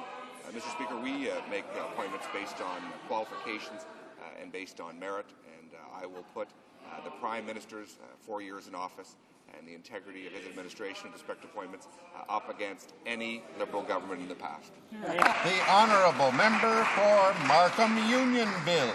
Mr. Speaker, a new report shows that the Conservatives have accumulated roughly 10,000 flight hours in their private taxpayer-funded planes. On average, that means on any given day, there's a Conservative in the air for 8 hours. There's probably one up there right now, Mr. Speaker. Worse, they claim they don't even keep track of who's on board. Why aren't Canadians entitled to know who flies in these planes? The Honourable Parliamentary Secretary to the Minister of Foreign Affairs. Order, order. Mr. Speaker, order. The department does provide... Order, order, order. Order, order. The Honourable Parliamentary Secretary to the Minister of Foreign Affairs has the floor. Order. Mr. Speaker, as the Minister of Transport has said, this government is very transparent. Any flights used by the ministers are publicly disclosed each month and are contained in publicly posted travel expense reports, Mr. Speaker. Mr. Speaker, this is an absolutely transparent issue, and I would like to tell him if he has any other questions, he's more free than can go and check out every month that we put up the postings as which flights have been taken by the ministers. Thank you, Mr. Speaker. Honourable member. Order. The Honourable Member for Markham Unionville. Order. Mr. Speaker, when I was responsible for these jets, the government kept track of every passenger. And we told taxpayers who these passengers were. I noticed that the cost of meals on these jets has jumped by 80% in the past 3 years. Have the meals become 80% more lavish? Or does that increased cost reflect all the Conservative cronies who are hitching rides and eating well? The Honourable Parliamentary Secretary to the Minister of Foreign Affairs. Mr. Speaker, as I've stated very clearly, that this government is very transparent. Let me repeat it again. Any flight used by the ministers are publicly disclosed each month and are contained in publicly posted travel reports, Mr. Speaker. So we are absolutely very transparent, and I am very happy to state that this government is working hard to make sure, unlike the Liberals when he was down there, Mr. Speaker, this is a transparent government, Mr. Speaker. Thank you. The Honourable Member for Burlington. Thank you, Mr. Speaker. The Minister of Health has been very clear. Over 20% of Canadians have been vaccinated.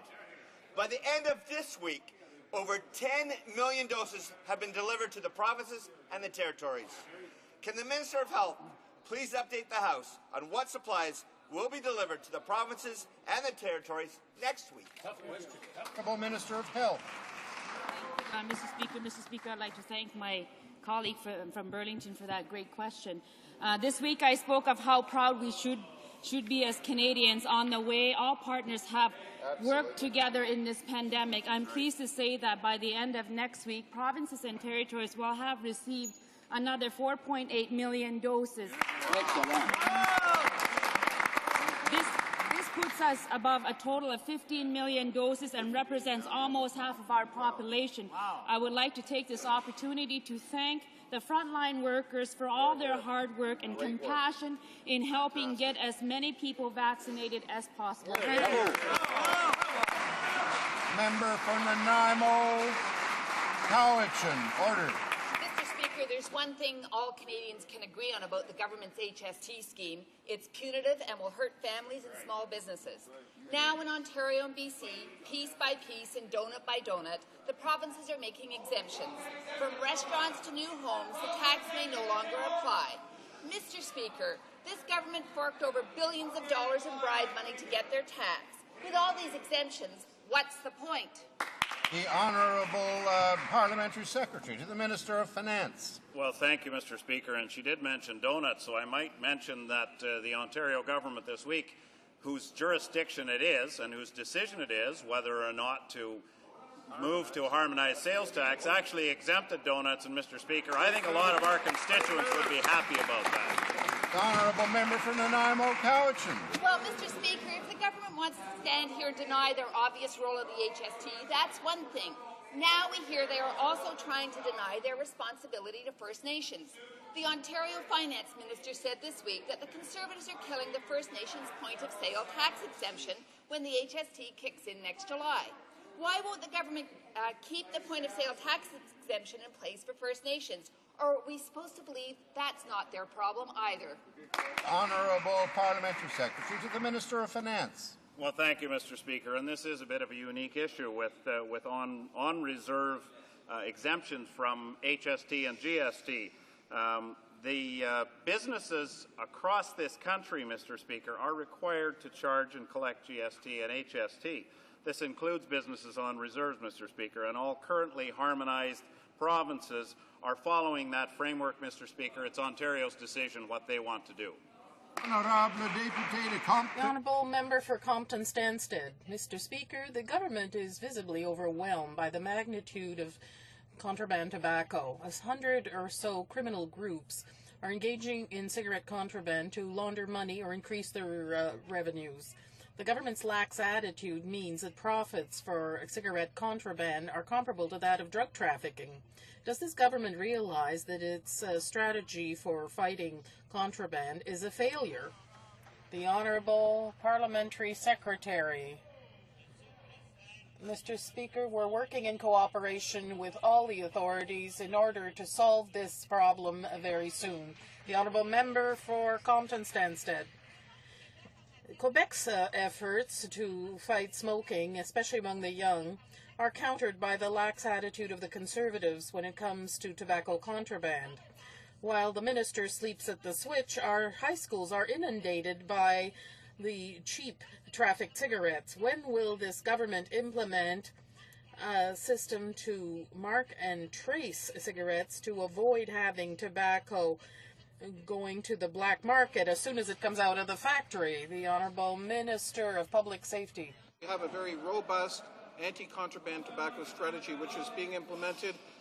You will observe that that's being implemented very successfully, and seizures of contraband tobacco and charges this year are up significantly as a result of the excellent work of our police forces in implementing this strategy. We will continue to do that. As you will recall, I recently implemented and made permanent the ship rider arrangement, whereby we can, together with the Americans, police our joint maritime borders, where a lot of this kind of trafficking has happened in the past.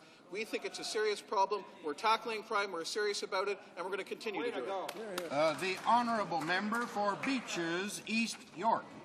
Mr. Speaker, today is National Child Day, which commemorates both the adoption of the UN Declaration on the Rights of the Child in 1959 and the Convention on the Rights of the Child in 1989. But this Conservative government has failed Canada's children. They failed to create any new early learning and childcare spaces, eliminated choices for families, and have failed to provide the best start possible for our children.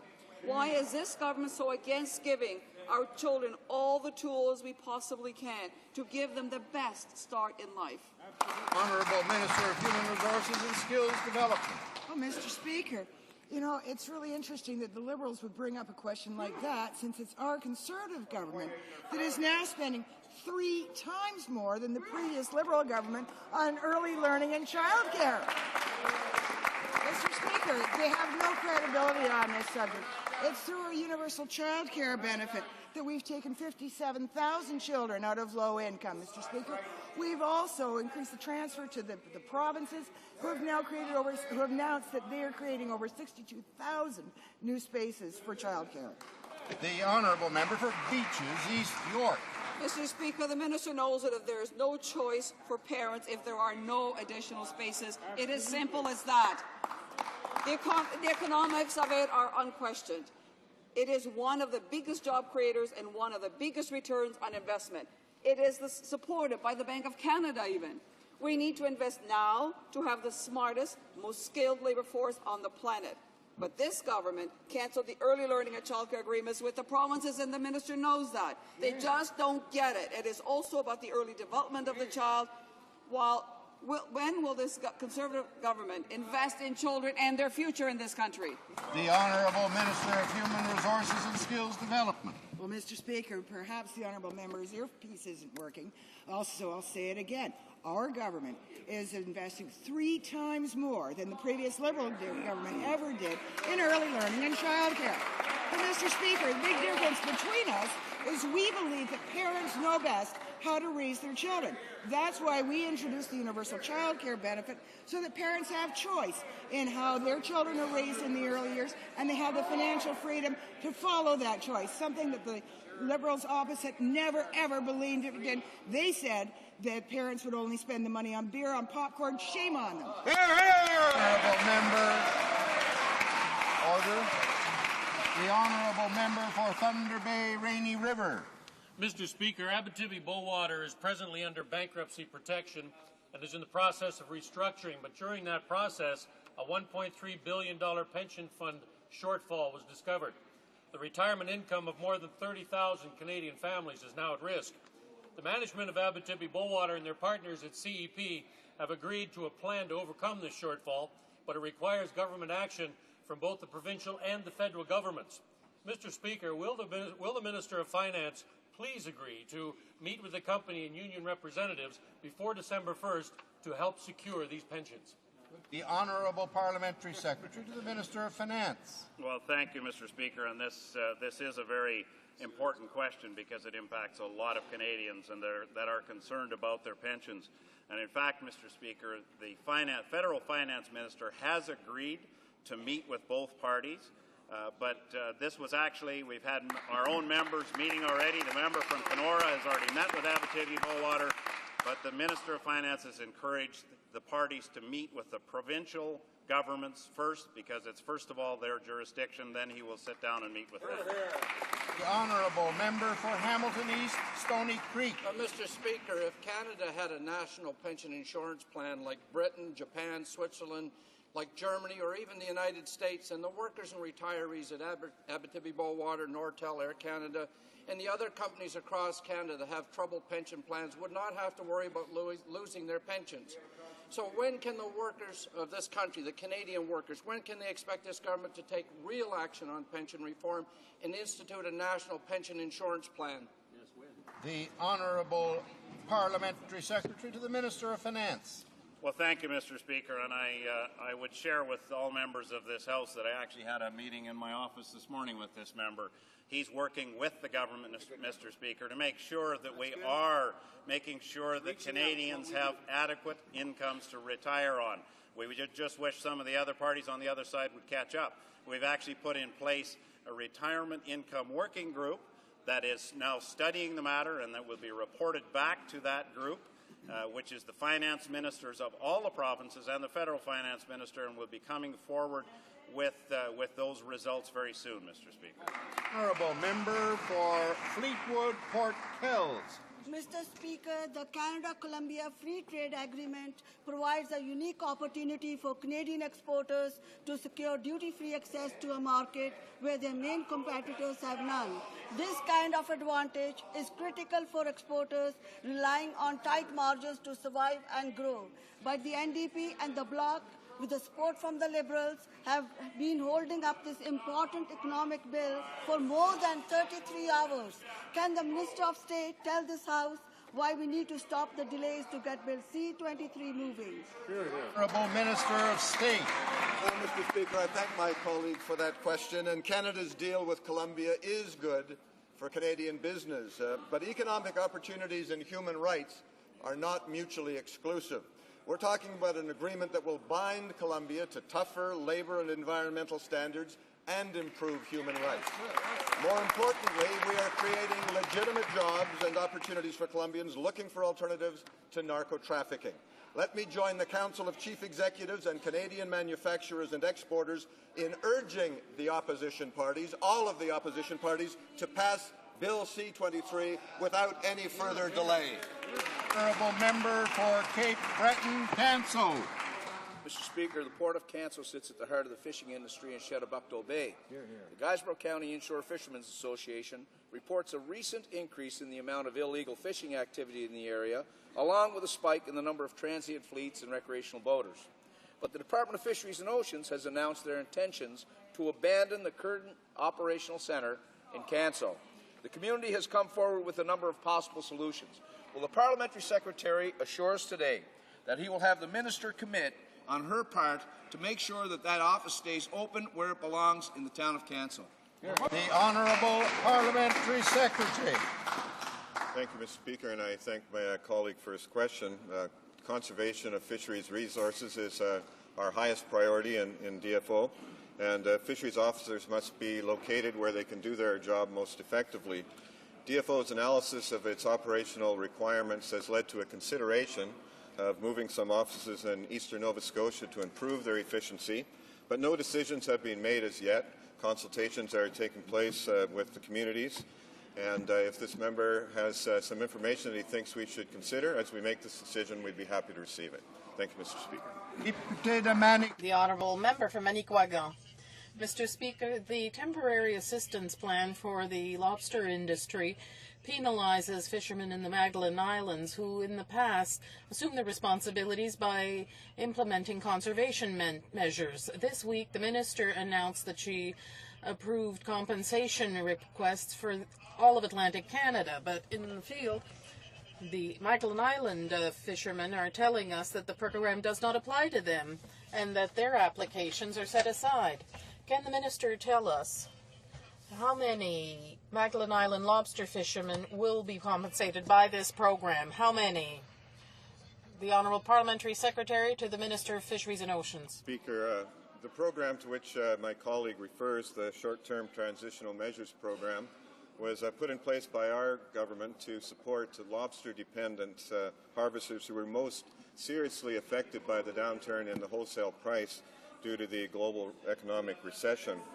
Eligibility criteria were put in place after consultation with all parties, extensive consultation, and we've been receiving applications since September 22nd. Over 1,000 have been approved, over about $5 million has been dispersed, and more applications will be received. Thank you, Mr. Speaker. The honourable member for Elmwood, Transcona. Well, thank you, Mr. Speaker. This week we've learned that the Transport Minister's office has been trying to sabotage efforts to pass Bill C-310, the Air Passenger Bill of Rights. The Conservatives have been working with airline executives to kill this bill, putting their lobbyist friends ahead of Canadians' interests. Now the European Court of Justice in Luxembourg has ruled that passengers are entitled to compensation for flight delays, the same as for cancellations and overbooked flights. Will this government follow the lead set by the EU and put passengers first?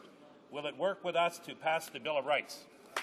The Honourable Minister of Transport. Thank you very much, Mr. Speaker. Mr. Speaker, we understand the real concerns with respect to families and small business people and others who use our airlines when they experience delays, whether it's mechanical, administrative, or with regards to weather. We certainly are prepared to work with industry, work with all members of this House. I know his bill is before committee. As it is currently written, many of us have serious concerns about it, and particularly the effects it would have on rural parts of Canada that are smaller airports that are depending on airlines. But we look forward to the committee hearings and the clause-by-clause and further debate on this bill. The honourable member for Palliser. Thank you, Mr. Speaker. The U.S. and Canada are each other's largest agricultural trading partners. In 2008, bilateral agricultural trade totaled approximately $37 billion. However, the country of origin labeling measure created by the United States imposes an unfair and unnecessary cost on our integrated North American supply chains. Can the Minister of Agriculture inform this House and Canadian farmers on where this government is going next in fighting coal? The Honourable Parliamentary Secretary to the Minister of Agriculture. Thank you very much, Mr. Speaker. I'm proud to announce today that the World Trade Organization has established a dispute settlement panel to hear our challenge on the U.S. country of origin labeling. We are putting farmers first, and we are confident that we will win our challenge. However, Mr. Speaker, the Liberal Party is alarmingly out of touch with agriculture and our livestock sector, and they would have us abandon this challenge. Just listen to what Bob Russell, who was the former Liberal candidate in Edmonton St. Albert, and he was recognized as the Liberal of the Year in 2007, said, quote, "Cool appears to be an idea whose time has come, and that our producers should meet this demand," unquote. Mr. Speaker, the Liberals need to get on side with Canadian farmers. The honourable member for Random, Buren St. George's. Ordered. Mr. Speaker, the Auditor General says Marine Atlantic is on the verge of not being able to provide the ferry service between Newfoundland and Nova Scotia. This is not news to the people of Newfoundland and Nova Scotia, who have repeatedly asked to have the continuous problems plaguing the Crown Corporation fixed. While Marine Atlantic needs a long-term plan, there are immediate needs that must be addressed now. Chronic mechanical breakdowns and docking problems are common. Band-aid solutions aren't acceptable anymore. I ask the Minister of State for Transport, what immediate plans does the government have to fix the problems plaguing Marine Atlantic? Honourable Minister of I Transport. want to thank the member for an excellent question. I share the concerns that she's raised, not just those that have been reported by the Auditor General, but also from her constituents and others in both Newfoundland and Labrador and in the mainland and Atlantic Canada. Since 2007, the government has committed an additional $416 million for Marine Atlantic, which includes $98 million towards entering into a 5-year charter agreement for the MV Atlantic Vision. We recently also announced $9.5 million of funding to deal with shore-based priorities in Cape Breton. We are committed in the long term to Marine Atlantic, and we are committed to work with her and everyone to make it a better service for those in the east. Member for Burnaby Douglas. Thank you, Mr. Speaker. Today around the world, Trans Day of Remembrance is being marked to remember transsexual and transgender people who have died due to transphobic violence. In Canada, trans people face violence and harassment and discrimination in the workplace, in healthcare, and in housing. Will the government introduce legislation to add explicit protection for transsexual and transgender Canadians in the Canadian Human Rights Act? If not, will the government support private members' legislation to add gender identity and expression as a prohibited ground of discrimination? The Honourable Minister of Public Safety. I thank the honourable member for his question. Our government is, of course, strongly committed to protecting Canadians from all forms of violence, criminal violence, and indeed protecting all Canadians. I should underline that. That's why we've introduced the Tackling Violent Crime Act and had it passed by this House. That's why we're looking to repeal the Faint Hope Clause. That's why we're eliminating the bonus credits for time served for those that are facing prosecution for serious violent offences. As for the specific legislative suggestions he has made, I'm happy to share those with the Minister of Justice. Tabling of documents. Depot to document. The Honourable Government House Leaders rising on a point of order. Thank you, Mr. Speaker. Mr. Speaker, I recognize that all too often during the heated debate and question period, things are said that people afterwards might think that they wish they hadn't said. During question period today, when the Honourable Minister of Transport was replying to the supplementary question from the member of Malpeque, the official opposition House Leader said, and I quote, "What do you want, a body bag?" Mr. Speaker, I think that I want to give my honourable colleague from Wascana the opportunity to withdraw those words. I think that they're completely over the line. I recognize sometimes it's a heated debate in this place, but with all due respect, I think that was clearly way over the line. Yeah. The Honourable Member for Wascana. Mr. Speaker, the line of argument being advanced by the minister who was answering today on behalf of the government with respect to the situation in Afghanistan was that there was no proven allegations with respect to what Richard Colvin had put on the record. That was the minister's defense. Where is the evidence that would prove the allegations? The point is, Mr. Speaker, what kind of evidence would the government consider sufficient or satisfactory to satisfy them that the allegations are, in their words, quote, proven? Is it what the point of the intervention in question period was to ask them to be specific. What kind of evidence is sufficient from their point of view to be a proven allegation? Mr. Speaker, if they found a particular interjection to be offensive from their point of view, we can completely withdraw that allegation. But the point is, answer the question: what evidence is sufficient to satisfy the government? Question period's over for now, so we'll not proceed further on that one. Tabling of documents, dépôt de documents. The Honourable Minister of State. Monsieur le Président, je voudrais avec... Mr. Speaker, with the permission, with leave of the House, and pursuant to the standing order, I'd like to table in both official languages.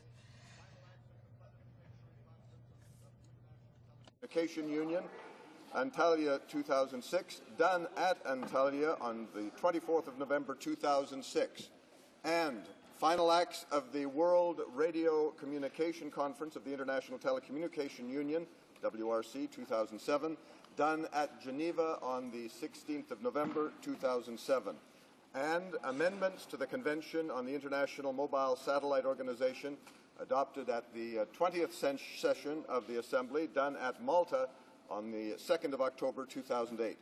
An explanatory memorandum is included with each treaty.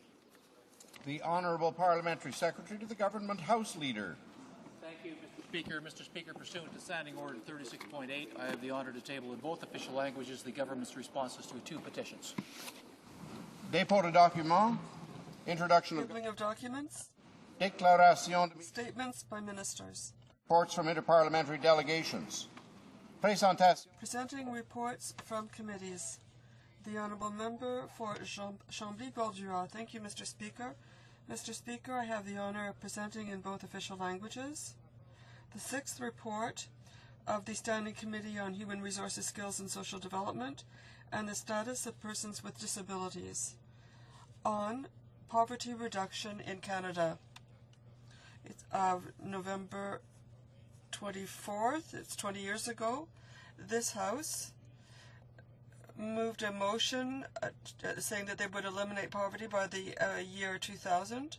So the government, I think, should be obliged to table a plan to reduce poverty in this House. Thank you, Mr. Speaker. Introduction of private members' bills. Première lecture du projet de loi d'intérêt public. First reading of Senate public bills. Motions. Présentation. Presenting petitions. Member for Burlington. It's my pleasure as the Member of Parliament for Burlington to present 2 petitions to the House. The first petition is by a number of constituents of mine looking to improve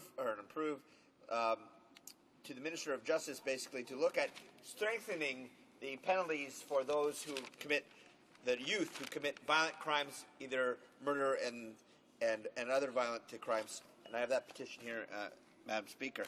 Madam Speaker, I have another petition by a number of constituents of mine, a petition in support of a universal declaration on animal welfare. Thank you, Madam Speaker. Okay. Presenting petitions, the Honourable Member for British Columbia, Southern Ontario. Merci, Madame la Présidente. Thank you, Madam Speaker. The first one is from folks who are really concerned about what's happening in the health debate in the United States, and they believe that a campaign of false information they found offensive being used to discredit our public health care system with the people of the United States by powerful opponents of President Obama's proposed health care reforms. So they call upon Parliament to immediately undertake an official campaign to counteract this misinformation, and that one of the first priorities of the new ambassador should be to make representation to the American people on the merits of Canada's universal health care system. My second petition, Madam Speaker, deals with Bill C-428. A number of persons in my writing are concerned about this private member's bill, and they're saying that there are currently already 50 social security agreements in place with a wide variety of countries that allow for a period of residence and contributions to the other country to be used to meet a 10-year requirement. And they feel that a cost of over $700 million, as this bill would entail, is too costly and irresponsible and would be paid for by the Canadian taxpayers. So they request the House of Commons to reject Bill C-428, an act to amend old age security. My third petition, Madam Speaker, deals with the Postal Office, Postal Corporation, and that the petitions are saying that the current new rules and procedures on post office closures in rural and small towns, as recommended by the Canada Post Corporation Strategic Review, include the ability to replace public post offices with private outlets, undermining public postal services and jobs in rural communities. Therefore, they call upon Parliament to continue to enforce the current moratorium on post office closures in rural and small towns. And my final petition, Madam Speaker, asks the Government of Canada to initiate a commission of inquiry headed by a Superior Court judge to conduct a judicial review into Canada's state of national aviation safety and government oversight of the aviation industry, to be followed by further reviews at defined intervals. Thank you, Madam Speaker. Presenting petitions, the Honourable Member for Lac Saint Louis. Thank you, Madam Speaker. Today, I have the honor of presenting 4 petitions.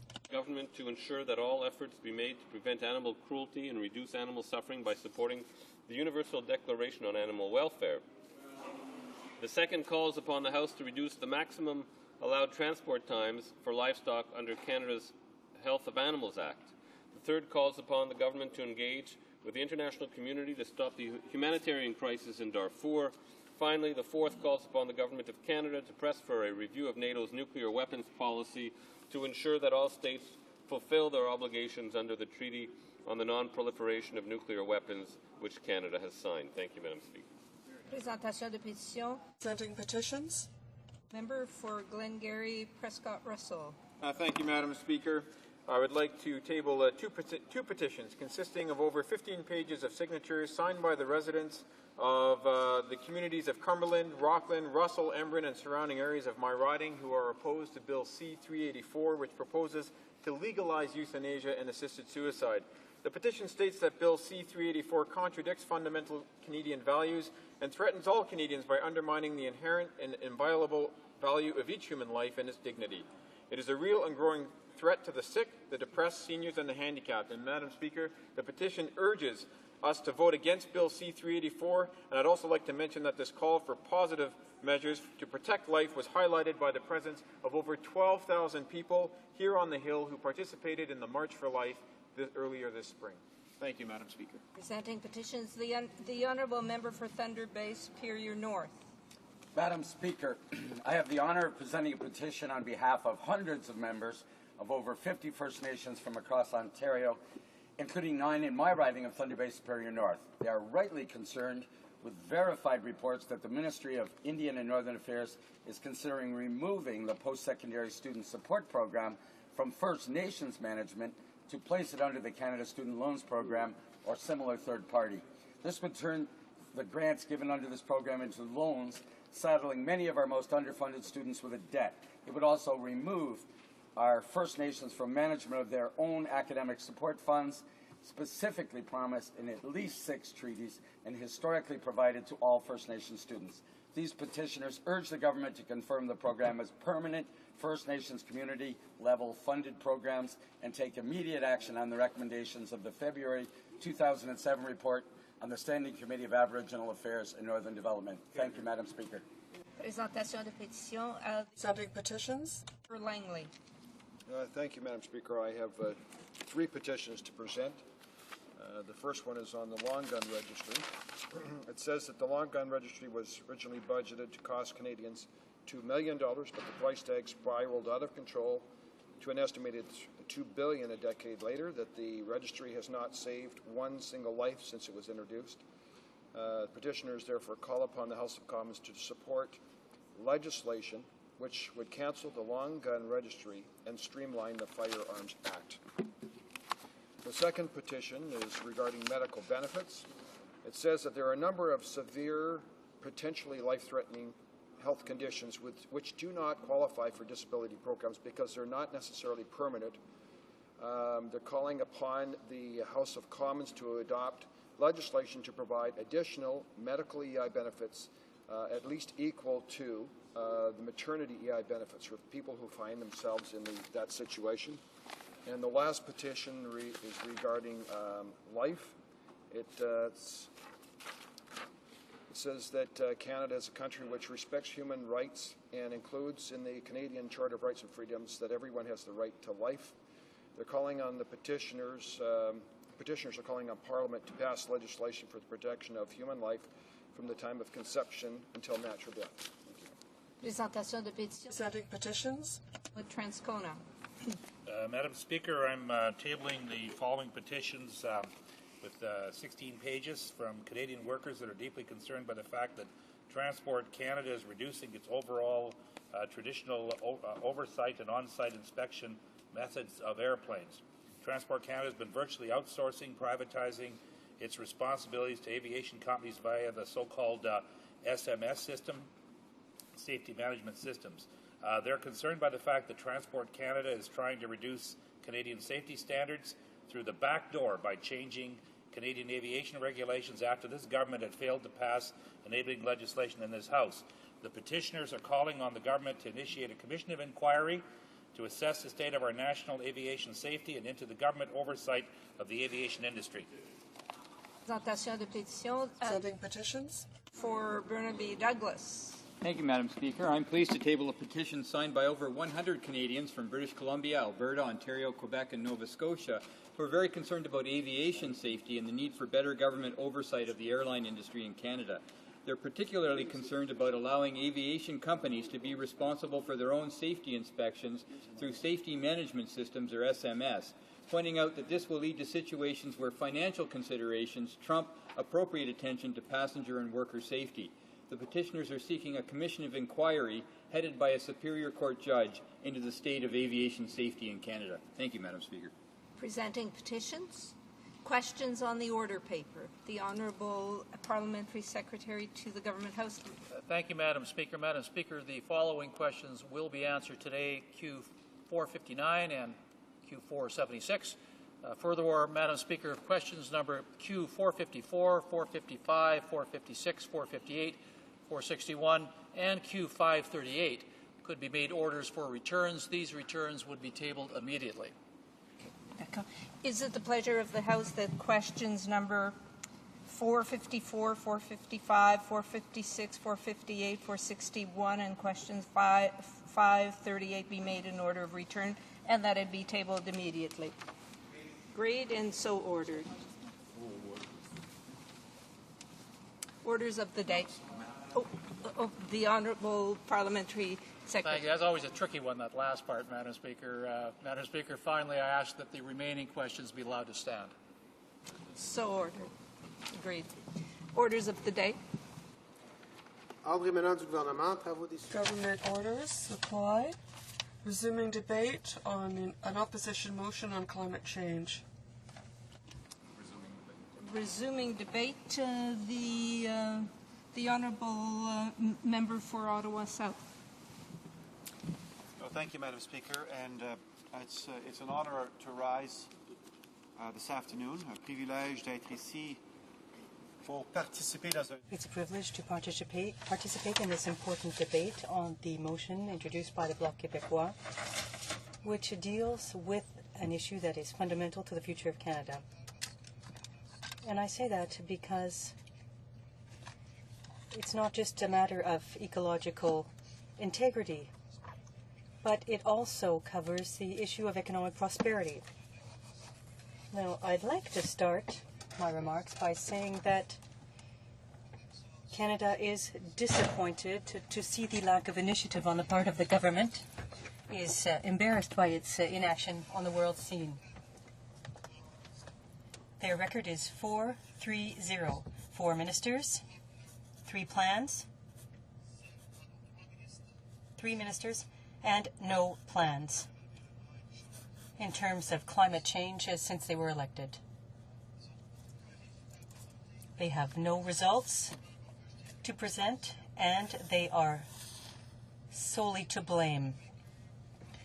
The Liberals are convinced through the evidence on climate change, are convinced of the situation. It's important for Canada to lead the way and call for the absolute reduction targets in order to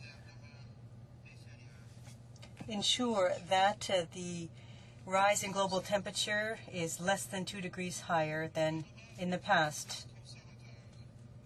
The government, the Conservative Reformist government, has shown no initiative in this area, and as I hope to show this afternoon, the government has continued to try to thwart efforts in terms of climate change internationally.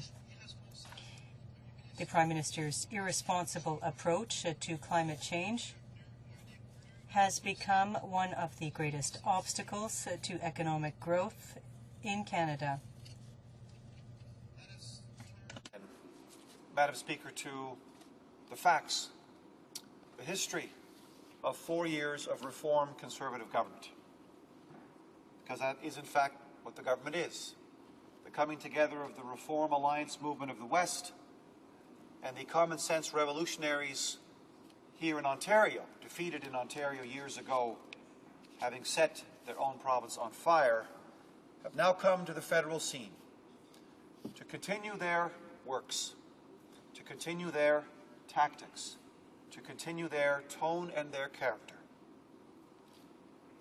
4 years after promising in an election campaign a, quote, made in Canada climate change plan, close quote, here's what we've seen. From made in Canada to delayed in Canada to made in the USA, and now we will take no action, says the Minister of the Environment, blessed by the Prime Minister, unless there's an international agreement first. That is more than preposterous, Madam Speaker. That is incompetent, it is irresponsible, and it's very dangerous to our future, our well-being environmentally and economically. Here's why. Canada's Export Development Corporation now tells us that the global marketplace for environmental and clean energy technologies, the opportunities around the world on an annual basis, opportunities for Canada to go and seize our entrepreneurs, our investors, our risk takers, our companies, working with government. The Export Development Corporation tells us that market is worth $1 trillion a year. $1 trillion a year for Canada to participate in.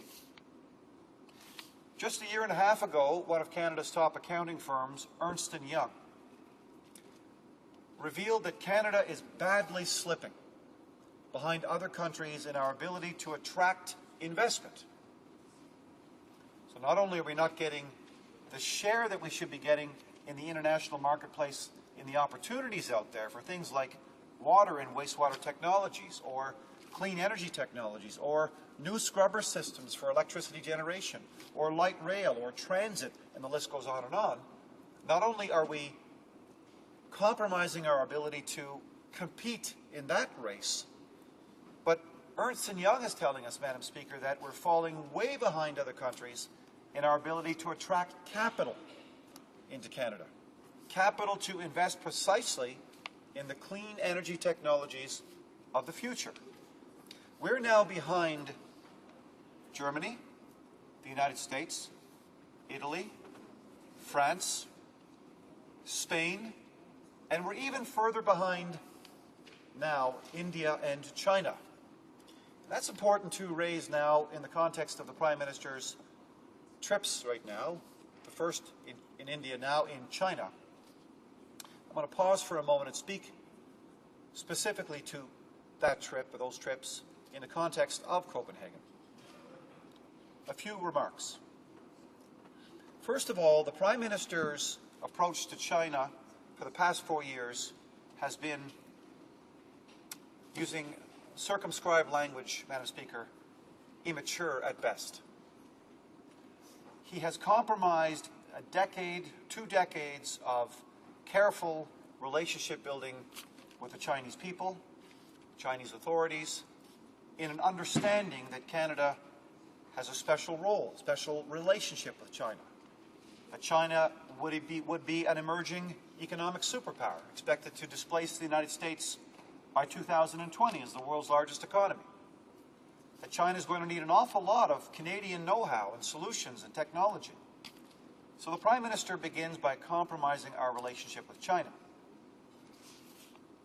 Then more recently, just 3 weeks ago, when China announces it's going to take some tenuous steps to enter the climate change tent, the international community, willing to talk about targets for the Chinese authorities, for the Chinese people, the Minister of the Environment launches an all-out attack on China in the media while in New York City participating in United Nations meetings. So we have a situation where we're falling behind India and China. The Prime Minister was just in India, and I read the release, the communique issued by both governments. There were 7 words out of 800 and some 25 words in the statement which referred to climate change. It was a passing reference, barely addressed. What's rich about that, Madam Speaker, is that the Prime Minister keeps telling the Canadian people and the world, well, we are not going to do anything in Canada until first it was, as I said earlier, the Americans do something. Then it was, well, until the Indians and Chinese do something. And now, of course, it's evolved into until there's an international treaty not of our making. Let me get this straight. We're in India and China now, being represented by the Prime Minister, and the Prime Minister doesn't raise, in a very serious, straightforward way, the climate change crisis with Indian and Chinese authorities. It's ironic, it's rich, it's beyond belief. But what it really shows up, Madam Speaker, is that it's incoherent. It's incoherent, and it has been now for 4 years. We have asked repeatedly of 3 successive ministers of the environment for a plan. Where is the Made in Canada plan? Recently, I was asked by a national media outlet what role or what the Minister of the Environment should be doing in Copenhagen, and my response was, well, he should come home. He should come home because he has nothing to negotiate from. You don't enter into international negotiations with a blank sheet of paper, Madam Speaker. Anybody who understands international negotiations knows that. You simply don't waltz into a room and say, go ahead, we will observe, we'll watch from on top and afar. You please come up with a deal and we'll consider it, and then we'll bring that deal back home and we'll consider whether it fits into an ultimate Canadian domestic plan for Canada. But what do we have? We don't have a plan. We have no regulations for climate change. We have no emissions trading system for climate change. We have no price on carbon emissions to deal with climate change. We have no analysis to tell us what the role of conservation will be in sequestering carbon for a climate change plan. We have nothing. So now we're in a situation where Canada is, in contrast to the European Union, whose ambassador to Canada testified yesterday in the committee here, told us that there are over 1,000 pages of analysis and planning on the internet sites of the European Union and all their 27 countries that belong there, detailing a very, very well thought out, well thought through plan. We have nothing in Canada. It's important for Canadians to know that as we come to the important moment of Copenhagen. Made in Canada was the first announcement. Then it was going to be delayed in Canada. Then it was going to be made in the United States. And now it's going to be made elsewhere. That's not responsible, Madam Speaker, because nobody is going to design a climate change plan for Canada for our benefit. For the planet's benefit, yes, but for our benefit as well. The only strategy the Reform Conservatives seem to have with respect to Copenhagen is a public relations strategy. So let me recap. No plan, no emissions trading system, no price on carbon emissions, no North American target. Let's stop and speak about that for a moment, Madam Speaker. The government now has evolved its messaging in another way. It now claims that Canada is part of a North American agreement on climate change. Let's just look at that for a moment. My sources in Washington tell me that nobody on Capitol Hill in Washington is talking about a North American plan. The folks I've spoken to in Mexico City, who are seized with climate change and Copenhagen negotiations, asked me if I had misunderstood something when I spoke to them, officials there who said, we have no idea what you're talking about when you talk about a North American plan, nor a North American target, or a North American trading system. That isn't to say that we shouldn't have been working feverishly towards a tripartite approach on a continental basis. But to put up in the window now and say, well, we have no plan at home, but look over here, there's dialogue with the United States. Let's explore that. claim. In 2002, the former Liberal government announced a North American Working Group for Energy Dialogue. In 2002. It was going strong, gangbusters, productive for Canada, making headway, until 2006, when the Conservatives were elected. And at the same moment that they cut $5.6 billion in programming money for climate change, they also immediately canceled a 4-year-old successful North American Energy Working Group and Dialogue on Energy. It evaporated. It disappeared. Some 2 years later, when a Democratic centrist administration was elected in Washington, the government, with nothing to announce on the environment, nothing to announce on the Great Lakes, nothing to announce on species at risk, nothing to announce on oceans, nothing to announce on anything, including climate change, resurrects the idea of a North American energy dialogue, regifts it, ties it up with a nice, bright, red bow, and presents it to the people saying, look over here. Now we have a dialogue with the Obama administration.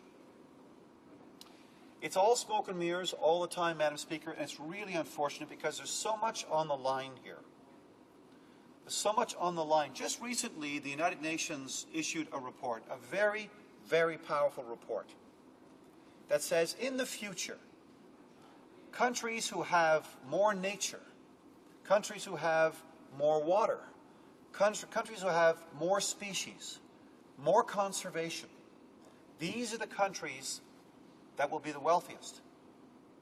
In other words, those countries who are best able to get more ecological integrity, better environmental protection, are going to have a stronger, more competitive, and more successful economy. That's what eludes the Reformed Conservatives, Madam Speaker. It eludes them. I don't understand why, because normally conservative ideology, conservative thinking would tend towards economic opportunities, tend towards enhancing those opportunities, create the right conditions in government to allow our free market, our entrepreneurs, our capital to flourish. Not in this case. Not at all, Madam Speaker. We have instead a regime that would rather play shell games and put things in the window 1 week after another, instead of saying we need to come up with a coherent national plan where we can all win.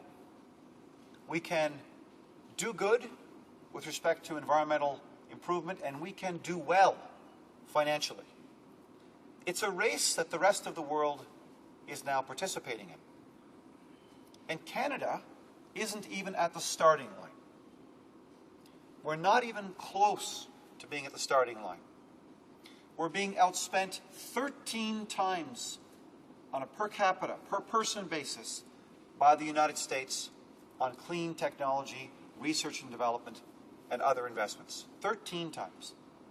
The Germans have already created 260 to 280,000 jobs today. This isn't about tomorrow, not about 10 years from now. You know, the future is now, Madam Speaker, on this issue.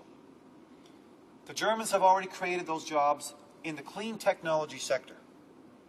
Why would they be doing that? What do they know that we don't know? Nothing. Why did the Chinese authorities just create a $250 billion environmental technologies, clean technologies investment fund? What do they know that we don't know? Nothing. What we know is that we are going into the powerful race of the future, where we become more efficient with the energy we use. We become cleaner in the energy with the energy that we produce. We reduce our waste. We use our resources more efficiently. This is all good.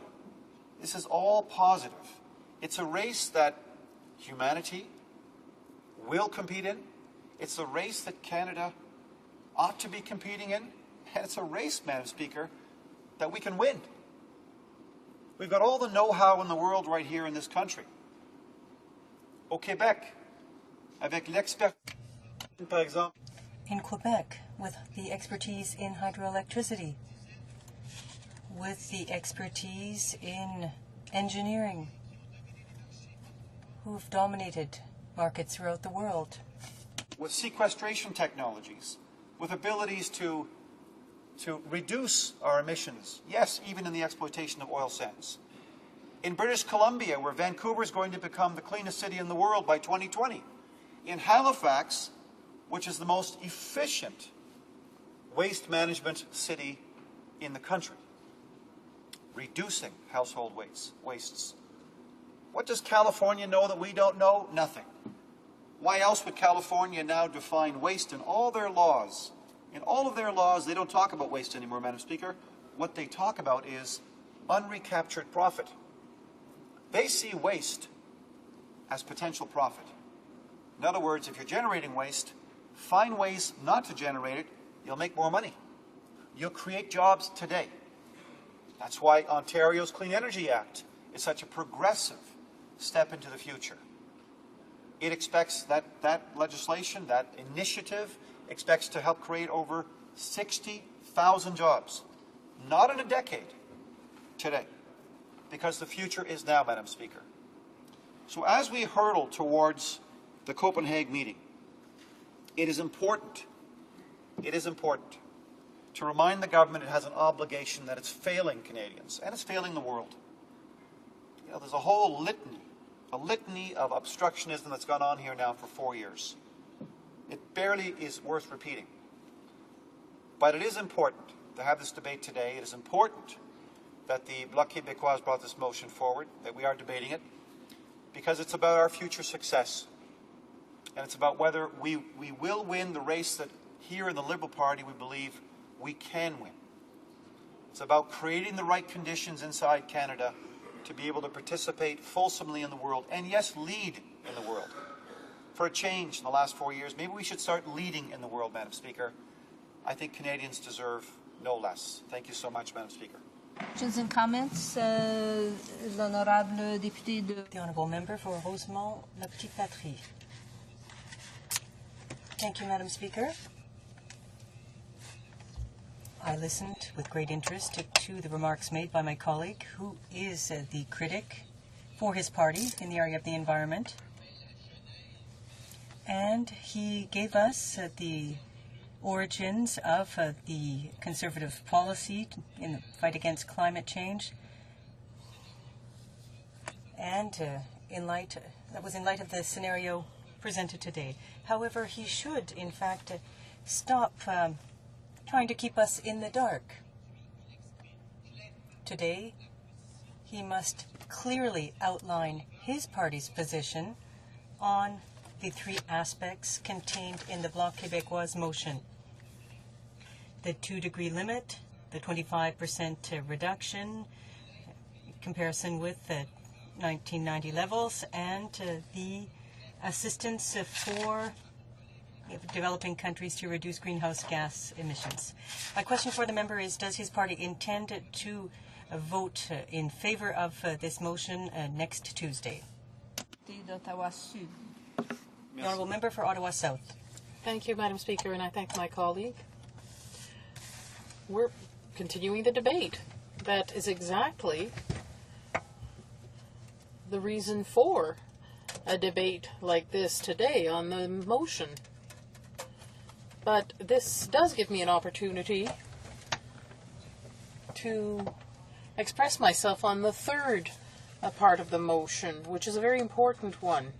Because I found out yesterday that of all the G8 countries and G20 countries, G20 actually, we are the only one at Copenhagen with an official delegation that apparently participates in negotiations, but we have no representation from CEDA, from our Department of International Cooperation, But we know that the whole issue of supporting developing countries in their efforts to reduce greenhouse gases is related to climate change, and it's critical not only in our negotiations, but it's critical in the next hundreds of years. So it is true that there are very positive elements in this motion. And I agree that it's important to send a clear signal. We mustn't forget, though, that the Bloc Québécois motion, like Bill C-311 from the NDP, is not a plan for climate change at all. Thank you, Madam Speaker. Questions and comments? Honourable Member for Thunder Bay, Superior North. Madam Speaker, I have found the speech by the Honourable Member from Ottawa South to be quite eloquent. He is sometimes quite eloquent, but his actions are not consistent with his pretty words sometimes, and I'm a little disappointed at the hypocrisy that I find implicit in contrasting what he said today and has said on other occasions with the actions that the Liberals have taken in general, and he has taken in particular.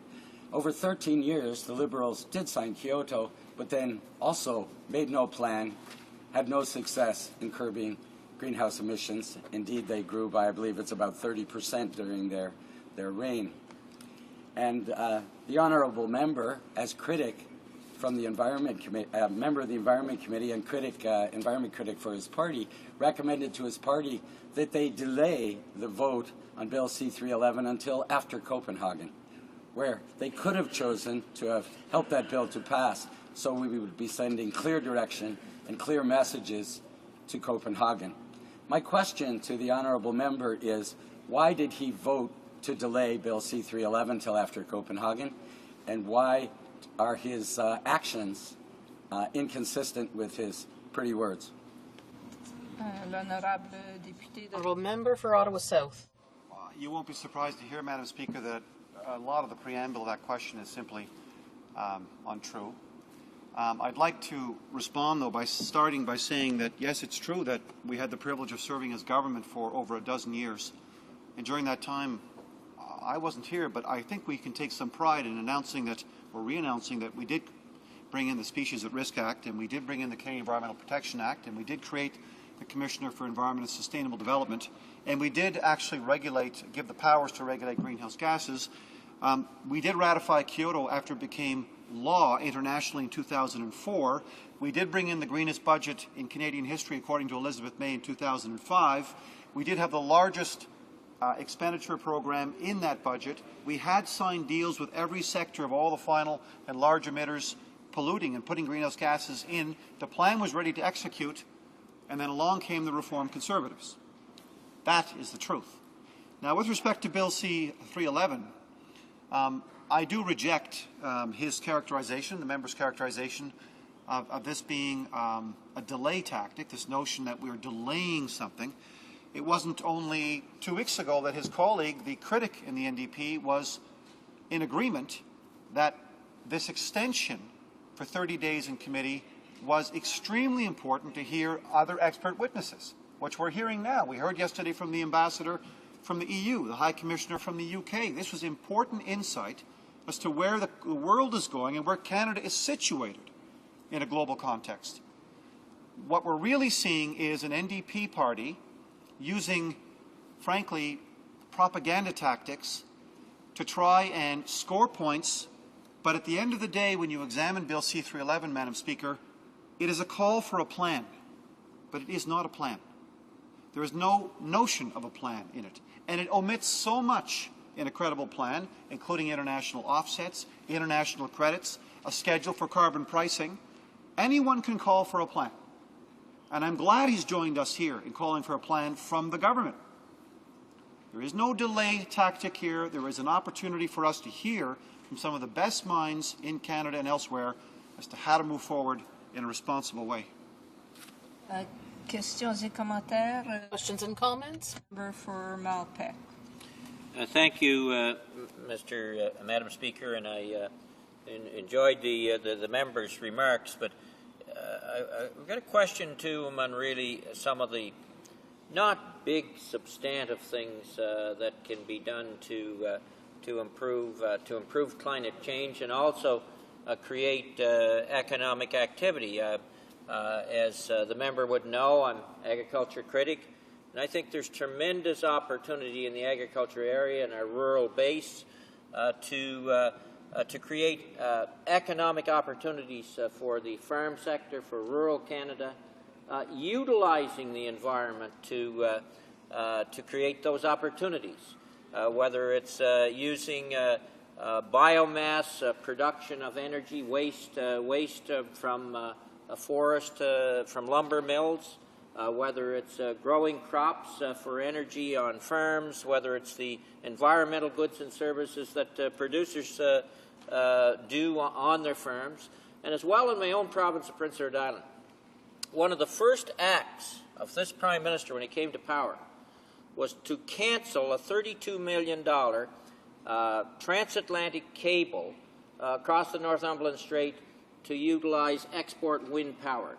Wouldn't it make sense to put that cable in now so that Prince Edward Island could have that opportunity of using windmills, clean energy for domestic and export use? The honourable member for Ottawa South has 1 minute to respond. Thank you, Madam Speaker. My honourable colleague is absolutely correct. There are so many opportunities for Canada to go and seize in urban and across rural Canada.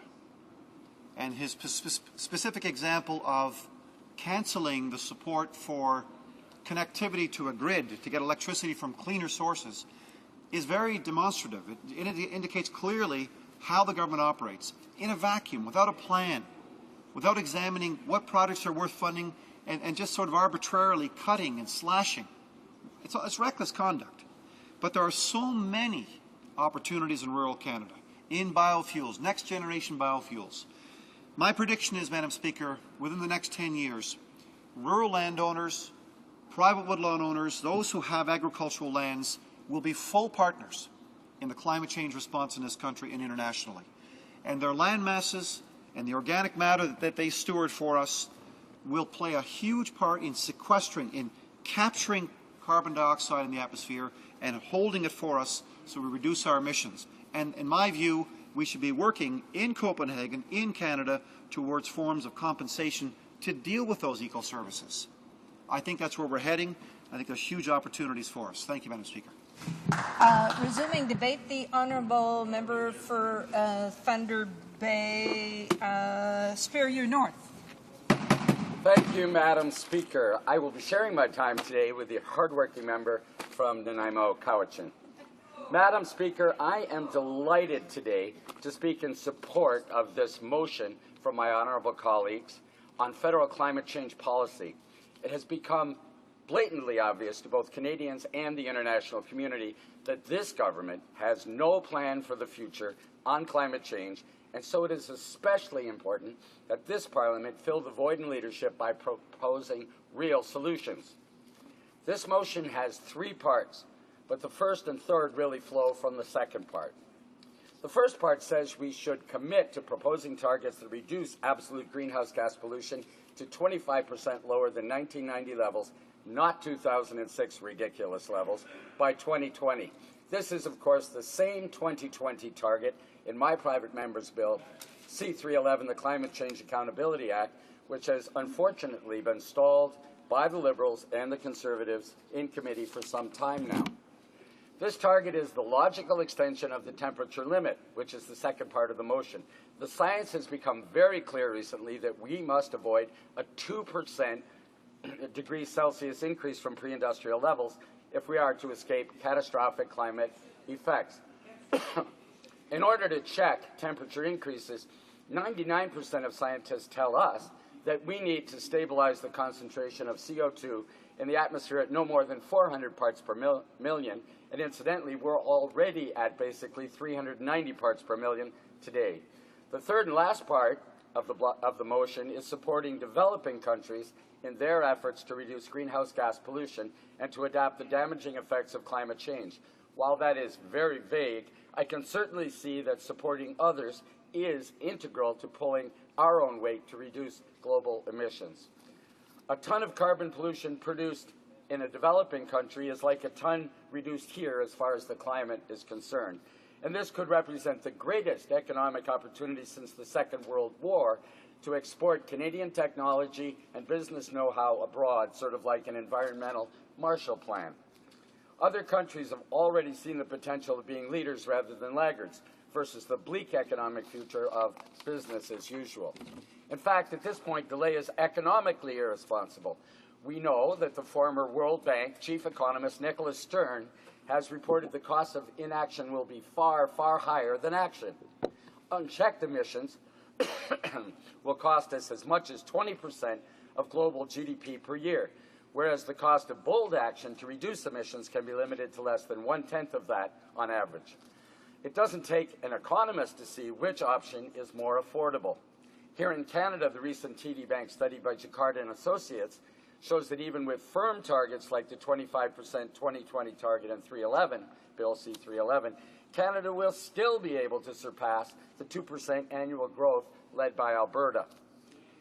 But Canadians haven't seen any economic modeling of this type from our federal government. Why not? Not planning economically for something of this colossal magnitude is planning to fail and is grossly negligent. Perhaps the government has done the modeling, but is reluctant to release their study. Canadians deserve to see what they've got, if they've got it. We've just spent billions on corporate tax cuts and on the recent economic downturn, yet this government has yet to seriously address the much more costly and damaging climate crisis. It has admitted it has no plan and no targets going into the Copenhagen summit next month. In fact, the Minister of the Environment said just this week that the government will wait to regulate greenhouse gas pollution until the United States takes action and until the global climate action deal is first reached by 192 other countries, and we will be the last in. Talk about lack of leadership. Years ago, this government promised a plan would be in place and working by this year. Then it was delayed, but a plan was to at least be published by January 2009, then by the beginning of next year. Now it won't even be until perhaps late 2010 and more likely 2011. And the minister admitted that under the American timetable, people won't even see regulations taking effect until as late as 2016. No wonder our government has so little credibility on the international stage anymore. No wonder countries walk out when Canadian representatives take the podium on that world stage. The principal reason the Environment Minister now gives for avoiding setting targets today is that we should wait until other countries set theirs so ours aren't drastically different. But the Environment Minister's logic hasn't held back the EU. Yesterday, in committee, the European Union's new ambassador appeared before the House Environment Committee on Bill C-311. He testified they have already set firm science-based targets like a 20% reduction in greenhouse gas pollution over 1990, not 2006 levels, by 2020, and are willing to go up to 30% if countries like Canada step up to the plate with an ambitious agreement at Copenhagen. The High Commissioner for the United Kingdom also appeared before that committee yesterday and showed that prosperity and ambitious targets to reduce greenhouse gas pollution is not just possible, it's already happening in Britain. The UK has already adopted targets like those in the Climate Change Accountability Act, but instead of just 20% over 1990 levels by 2020, they have committed to a 34% reduction in law.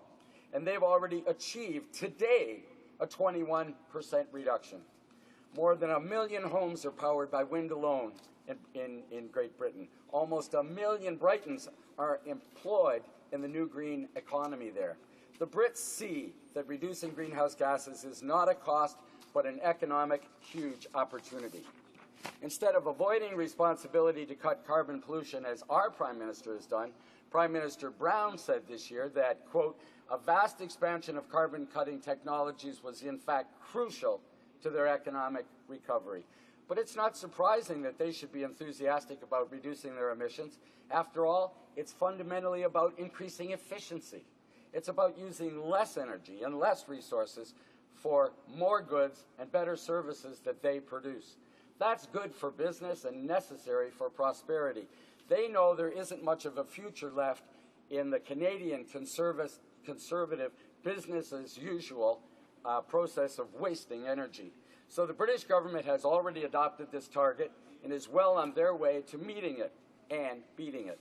In fact, this is the more cautious plan in the UK. The opposition Tories there are demanding even more ambitious action yet.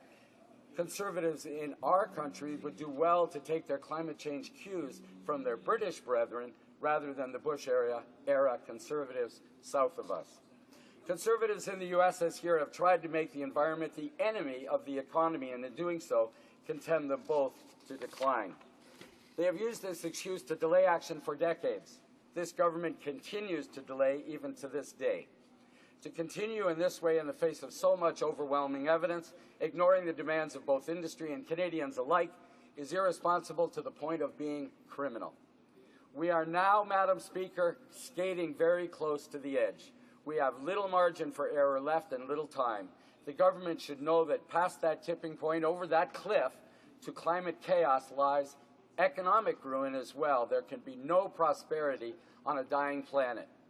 If we harmonize the two, the environment and the economy, realizing that new economic opportunities and green industries will emerge if we fulfill our environmental obligations as other countries are doing, we will open up the possibility of a richer, more sustainable and fairer world for us all, and a more prosperous Canada with new green jobs. Decisive targets, policies, and action on energy policy will create jobs across Canada, including in Thunder Bay, where Bombardier can and will build the trains of the future, or the giant windmills that we need. The forestry and mining industries have already met the 2020 targets in Bill C-311 and in this motion. There is something else we must be reconciled with climate change, but this government has virtually ignored. Climate change poses the greatest threat to Canadian security, international security since the Cold War. It is not only Arctic sovereignty we're talking about, though that is significant enough. Spreading pest, drought, and desertification, amongst other things, will result in an acute and permanent global food supply crisis. Canadian crops will suffer too. The geopolitical consequences of this alone are huge, including in North America. Water will be much scarcer for much of the world, but overabundant on many coasts where regions and entire countries will be flooded. For every degree the global temperature rises, so do the mass migrations of people, the number of failed and failing states, and wars. Britain now sees climate change as their #1 national security priority. The United States military takes climate change seriously too. Even the youngest school children seem to know what this government doesn't, that controlling climate change is vital to the health of our planet and our civilization. Lack of strong action to defend Canada's long-term economic prosperity and our very security. Order. Questions and comments. Perhaps the honourable member can finish his comments in response to one of the questions. The honourable member for Nickel Belt. Thank you, Madam President. I'd like to thank the honourable member from Thunder Bay for his very good and courageous speech on the environment. I would like to ask the honourable member to give this House his thoughts on why the Liberal Party would vote to delay Bill C-311 until after Copenhagen. The honourable member for Thunder Bay, Superior North. I thank the honourable member for his question, and I particularly thank him for asking the question because the honourable member from Ottawa South said something that was incorrect earlier, in that I had agreed with him that to delay, that to call yet more witnesses after, for years we've been hearing for witnesses, that I had agreed that it would be a good idea to hear for more witnesses. The Environment Committee has had about 6 months to call witnesses and chose not to do so until very recently. And it's quite clear that the decision to call witnesses now, all of whom are underscoring the importance of acting quickly and before Copenhagen, it's quite clear that this is a delay tactic, and thank you for the question that allows me to clarify. Questions and comments? The honourable member for Prince Edward Hastings. Well, thank you, Madam Speaker. And might I just offer a question to the honourable member? I sit as chair of the Canada-China Legislative Association, and as such, I'm aware that Canada, relative to China, has a bit of a, I guess you would call it almost a dramatic difference, in that in China right now they have either in operation or under construction 534 coal-fired power plants. And also, if you were to put an entire blanket over North America and shut the light off and shut the energy off for 20 years, greenhouse gases will still double. Prime Minister Harper and our party have recognized that this does require a global solution. Does the honourable member not believe countries that are major emitters like China and Brazil should also be part of the solution? I just would like to remind the member that it's forbidden to mention the name of sitting members in the House. The honourable member for Thunder Bay Superior North. Thank you, Madam Speaker. I thank the honourable member for his question. And absolutely, this is something that must be done on a global scale. And quite clearly, the future of Chinese decisions, Chinese actions, Chinese policies, and the burning of coal are highly problematic. But the question is, I guess I feel that my job, and I'm sure that you feel that your job, is to determine Canadian policy, not Chinese policy. And the question for me here, when I look at the history of Canada, we've occasionally had Canadian prime ministers and Canadian leaders who formulated our own Canadian policy and did not wait to be the last in after 192 other countries have formulated their policy. Questions and comments? The honourable member for Vancouver East, a brief question. Thank you very much, Madam Speaker, and I'd like to really thank the member from Thunder Bay Superior North for his great leadership in bringing forward Bill 3C11 and for his great contribution to this debate. I know that we're supporting this motion brought forward by the Bloc today, and I know he makes the point very well that this idea of dividing the economy from the environment is a fatal mistake. And he spoke about the economic benefits, such as in Thunder Bay with the building of transit cars. And I just wonder if he could expand more on the importance of the economic opportunity that's contained in meeting climate change targets, and how that can actually be beneficial to all of us in our local community and the planet as a whole. The honourable member for Thunder Bay Superior North has 1 minute to respond. I thank the honourable member from Vancouver East. If we're going to worry about economic competition in the future, I suggest we worry less about the economic competition from south of the border, and we worry more about the economic competition from the European Union. Germany, Great Britain, and Denmark, and most of the economic union countries are doing a superb job of running ahead of us and realizing that economic development is going to be not versus cleaning up the environment, but closely tied to cleaning up the environment. They realize that green policies will lead to green jobs, will lead to high-quality economies as well, and we need to get on that train that's pulling out of the station. Resuming debate, the honourable member for Nanaimo Cowichan.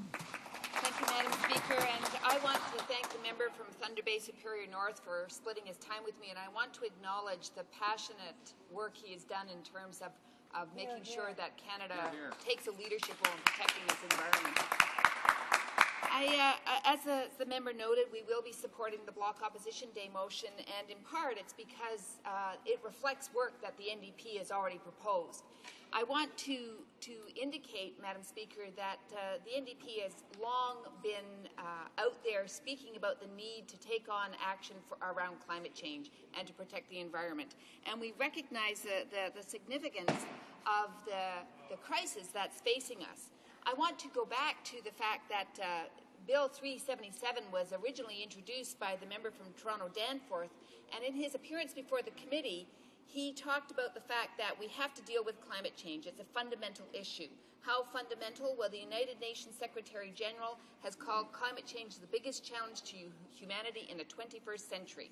The Global Environment Outlook by the United Nations Environmental Programme has stated biophysical and social systems can reach tipping points beyond which there are abrupt, accelerating, or potentially irreversible changes. We must do our share to prevent the planet from reaching the point of no return.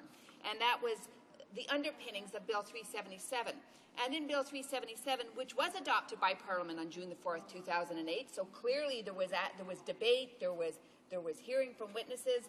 Bill 377 talked about long-term targets to reduce Canadian greenhouse gas emissions to 80% below 1990 levels by 2050, and medium-term targets to bring emissions 25% below 1990 levels by 2020.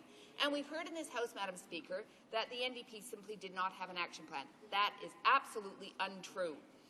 Part of our Fighting Climate Change program, and it's a lengthy list, so I'm not going to go over every detail, but it talked about implementing a $3 billion green-collar jobs plan, including a fund for training, establishing an industry innovation fund to help businesses reduce their energy use, investments in renewable energy solutions,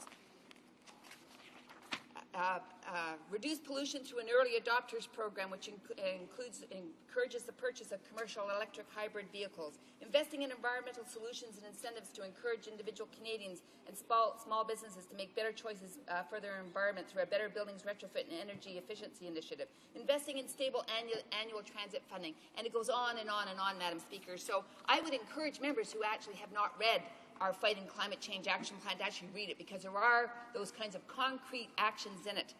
Now, Madam Speaker, one of certainly the member from Thunder Bay Superior North has covered some of the details and some of the other potential links with the economy. What we have sadly here is some very serious inaction by the Conservative government. As the member from the Thunder Bay Superior North pointed out, we've had the Minister of Environment himself who said that they will wait for 192 other countries to put in place regulations before Canada would develop its regulations. Canada should be a leader, particularly since we're the second highest emitter per capita in the world. We should be out there demonstrating leadership in this field, not waiting for 192 other countries to come on side. Well, Madam Speaker, I have to say that in Canada, fortunately, we have communities and members of Parliament who are actually taking action, not waiting for the government to step up to the plate. And I want to turn to a couple of communities on Vancouver Island. In Victoria, this past week, we had about 1,000 people show up to say that they want this government to demonstrate leadership, global leadership on climate change. 1,000 people in Victoria, Madam Speaker. We also know that Greater Victoria is the national leader in green commuting. They have bike commuting. Their bike commuting rate is nearly triple the second-place city, and their walking rate is tops among census metropolitan areas. They also have a very excellent member, if I might say, Madam Speaker, who is also taking some initiative. And in fact, the member from Victoria has introduced Bill C-466 to make employee benefits for transit, carpooling, and bike commuting tax-free. That would go a long way towards encouraging the kinds of behavior that we know can have an effect on greenhouse gas emissions. Madam Speaker, we also know that the member from Victoria has called for a national transit plan. Canada is the only G8 country without one, and also the fact that we need to increase the municipal share of the gas tax. So, Madam Speaker, I'm well aware that Victoria, the City of Victoria, and the member has called for global leadership at Copenhagen. As well, there is an organization in Victoria called the BC Sustainable Energy Association, and they are certainly an organization that is taking on concrete, meaningful action.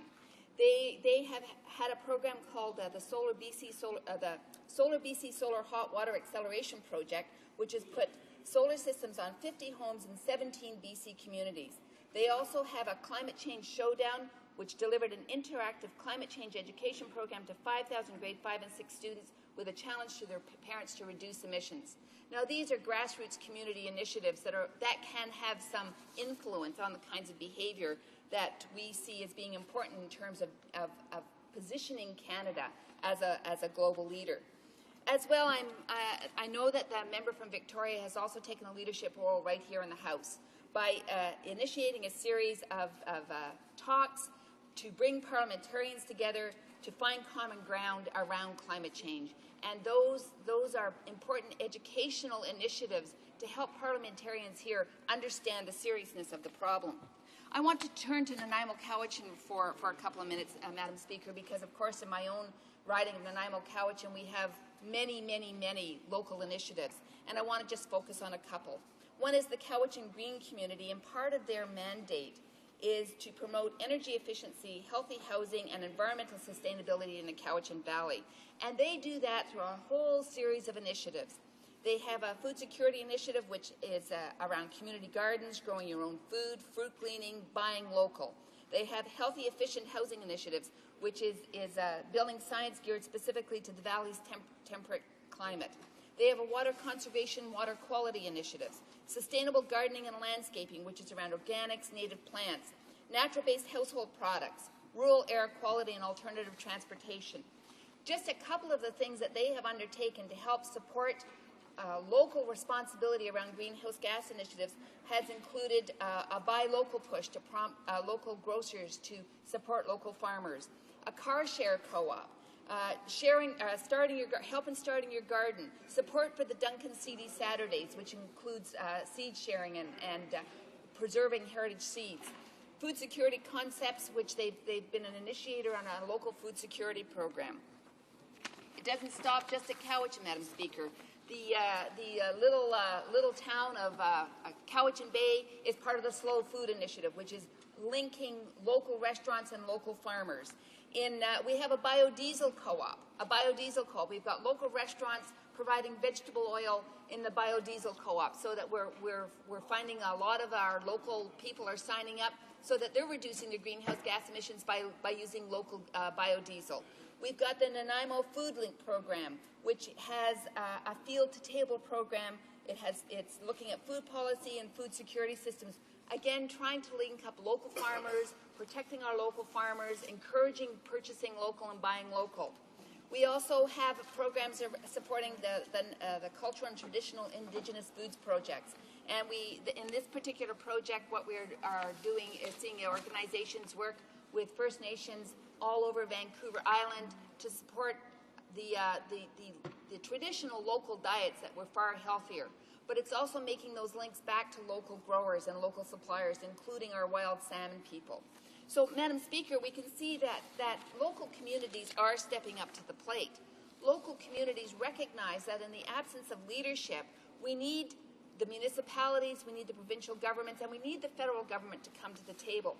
So, Madam Speaker, in closing, we, in a recent report by the International Energy Agency, they released its World Energy Outlook and warned that each year of delay in addressing climate change will cost $500 billion globally. And this is the kind of legacy that we are leaving behind for our children, our grandchildren, our great-grandchildren.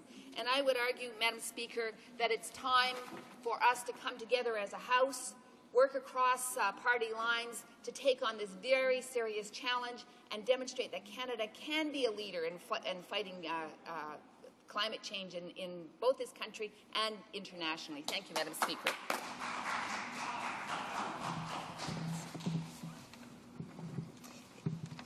It being 1:15 p.m., pursuant to order made earlier today, all questions necessary to dispose of the opposition motion are deemed put and a recorded division deemed requested and deferred until Tuesday, November 24th, 2009, at the expiry of the time provided for oral questions.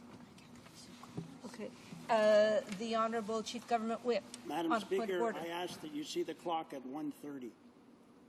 Does the Chief Government Whip have the unanimous consent of the House? Yes? Agreed. Agreed. Comme il est 13h30. As it is 1:30, the House will now deal with private members' business according to today's order paper. Resuming debate on motion M346, search and rescue helicopter in the name of Ms. Foote. The Honourable Member for Burlington. Thank you, Madam Speaker.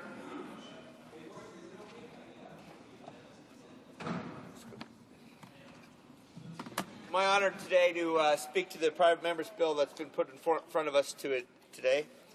My colleague, the Parliamentary Secretary, has already spoken on this motion, and as such, I will speak today about search and rescue in general. Madam Speaker, it is my view that our search and rescue system functions amazingly well. In fact, as my colleagues have said, Canadians enjoy one of the most effective search and rescue systems in the world. I would like to remind you of the efforts of the men and women, both in and out of uniform, who repeatedly risk their lives to save others. Madam Speaker, we often take for granted the search and rescue safety net. Many of us don't know how it was developed or how far it has advanced in the last 70 years. Canada's large landmass is sparsely populated. Our coastline is the longest in the world. Because of Canada's geography, air and sea travel have taken on great importance to our development. Indeed, in the 1930s, Canada moved more freight by air than the rest of the world combined. With the relatively primitive equipment of the day, accidents were common and many lives were lost. The harsh Canadian climate only exaggerated tough geographical realities. Early responses to these accidents in the air, on land, and at sea were at best ad hoc. Communities would organize such search parties. Nearby vessels would stream towards a ship in distress. Local RCMP detachments and military units would give what assistance they could at the time. These early efforts, though valiant, were poorly coordinated and often poorly equipped. They seldom met with success. And it's not uncommon for tragedy to befall the searchers as well as those already lost. In 1942, Wilfred Reed May, the World War I ace, was commanding No. 2 Air Observer School in Edmonton, Alberta. This training school had its fair share of pupils go missing in the Canadian North. Though the aircraft were sometimes found, their crews often perished from exposure and or as a result of injuries sustained from the crash itself. Many thought this was a terrible waste of great search and rescue abilities. He organized a group of volunteers who would parachute from searching aircraft to help crashed crew victims in distress. Clad in padded canvas suits and protected by modified leather football helmets, these men and women of May's para-rescuers were Canada's first foray into organized search and rescue. These were inauspicious beginnings, but the path they had been marked for others to follow. May's advocacy not only ensured the survival of the group, but prompted its adoption into the Royal Canadian Air Force in 1944. When the rapid increase of air travel in the post-war years made clear the need to create a professional search and rescue service, the RCAF's pararescue operations stood as a ready template. In 1947, the RCAF was assigned the task of providing aeronautical search and rescue response and coordination in Canada. In May 1959, Marine Search and Rescue Response Coordination was added to this task, and the RCAF was assisted by the Department of Marine and Fisheries, forerunner to the Canadian Coast Guard, to its partnership with other countries as we do today. Over the years, operational structures have evolved. New partners have emerged, and non-governmental organizations such as the Civil Air Search and Rescue Association have also played important roles in improving efficiency. And in 1986, the National Search and Rescue Secretariat was established to lead and coordinate Canada's search and rescue efforts. Despite tremendous changes in the way we do search and rescue in this country, some things, importantly, remain the same.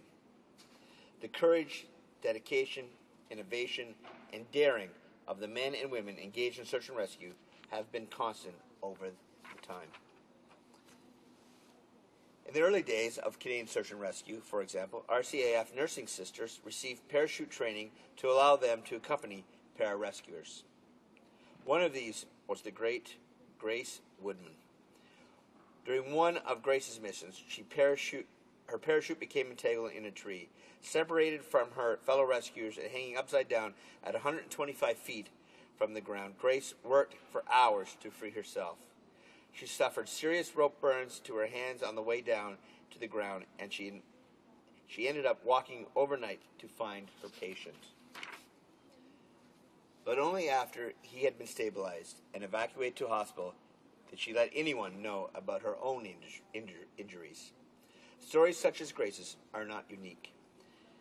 Many may recall the crash of the Hercules transport aircraft near CFS Alert on October of 1991. Operating in permanent darkness and in blizzard conditions, search and rescue teams from as far away as Edmonton, Alberta and Greenwood, Nova Scotia worked tirelessly for 32 hours to rescue the crew. 6 search and rescue technicians, or SAR techs, made a dangerous parachute jump in what were poor conditions to tend to survivors who were huddled together in the tail of the wreckage. Their heroic rescue was immortalized in the 1993 movie Ordeal in the Arctic, but not all rescues received the same level of media attention. In November 1996, a Danish fisherman lay dying on a ship in the Arctic. SAR techs Master Corporal Keith Mitchell and Master Corporal Brian Pierce set aside their personal safety and jumped through the darkness and into the freezing water off Resolution Island. Strong winds carried them away from the point where they were supposed to be picked up by an inflatable boat. Tossed by 3-meter tail waves, they struggled until, close to hypothermia, they were finally plucked from the water by the crew of the same fishing trawler which had called them. Shortly thereafter, they were administering life-saving treatment to the critically ill fishermen. For their selflessness and daring efforts, Master Corporal Mitchell and Master Corporal Pierce were awarded the nation's highest award for courage in circumstances of extreme peril, the Cross of Valor. Madam Speaker, despite its humble beginnings, Canada's search and rescue community has a rich heritage of courage, devotion, and selflessness. Whether it be searching for at low altitudes to the mountains of BC for missing aircraft, coming to the rescue of a pleasure boat in Lake Ontario, or flying through thick fog to rescue a crew of a sinking ship, today's highly adaptive and responsive search and rescuers are up to the task because of the instruction and the values of those who have gone before them. Our search and rescue system has developed steadily over 70 years. It is staffed by courageous and dedicated men and women, and it is effective and responsive. And it is a system that allows all Canadians to fully explore, appreciate, and profit from the abundances offered by our great country. Our search and rescue teams have served and continue to serve that others might live. Madam Speaker, I've offered my insight in the development of our search and rescue procedures to emphasize the experience and knowledge behind our current procedures. I hope my colleagues will appreciate the decisions regarding search and rescue are no longer ad hoc. We've come a long way from the days of the ACE pilot May.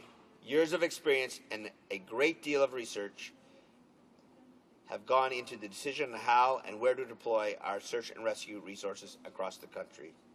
For this reason, Madam Speaker, I cannot support the motion in front of us. Thank you. Resuming debate, the Honourable Member for Burnaby Douglas. Thank you, Madam Speaker, and I'm pleased to have this opportunity to speak in this debate on motion M346 put forward by the Honourable Member from Random, Durham, St. George's. And the motion reads that in the opinion of the House, it is imperative the government move expeditiously to allocate the necessary resources to put in place a full-time dedicated helicopter fully equipped to search and rescue standards at the airport nearest to offshore oil activity, and that it be available on a 24-hour basis with a crew trained in all aspects of search and rescue. Madam Speaker, I'm standing here today to again indicate the support from New Democrats for this important motion. The member for St. John's East has already spoken in the debate and indicated his support and appreciation for the motion. But I wanted to do this as also in a bi-coastal expression of solidarity as a West Coast Member of Parliament. Search and rescue and the imperatives of being a seafaring part of Canada makes me want to stand here as well and support this motion. On the West Coast in British Columbia, we know the importance of having an excellent search and rescue force. And through DND, through the Coast Guard, through local search and rescue associations, through our police and fire and emergency personnel organizations, we are well served in British Columbia. And there are always possibilities to make this service better.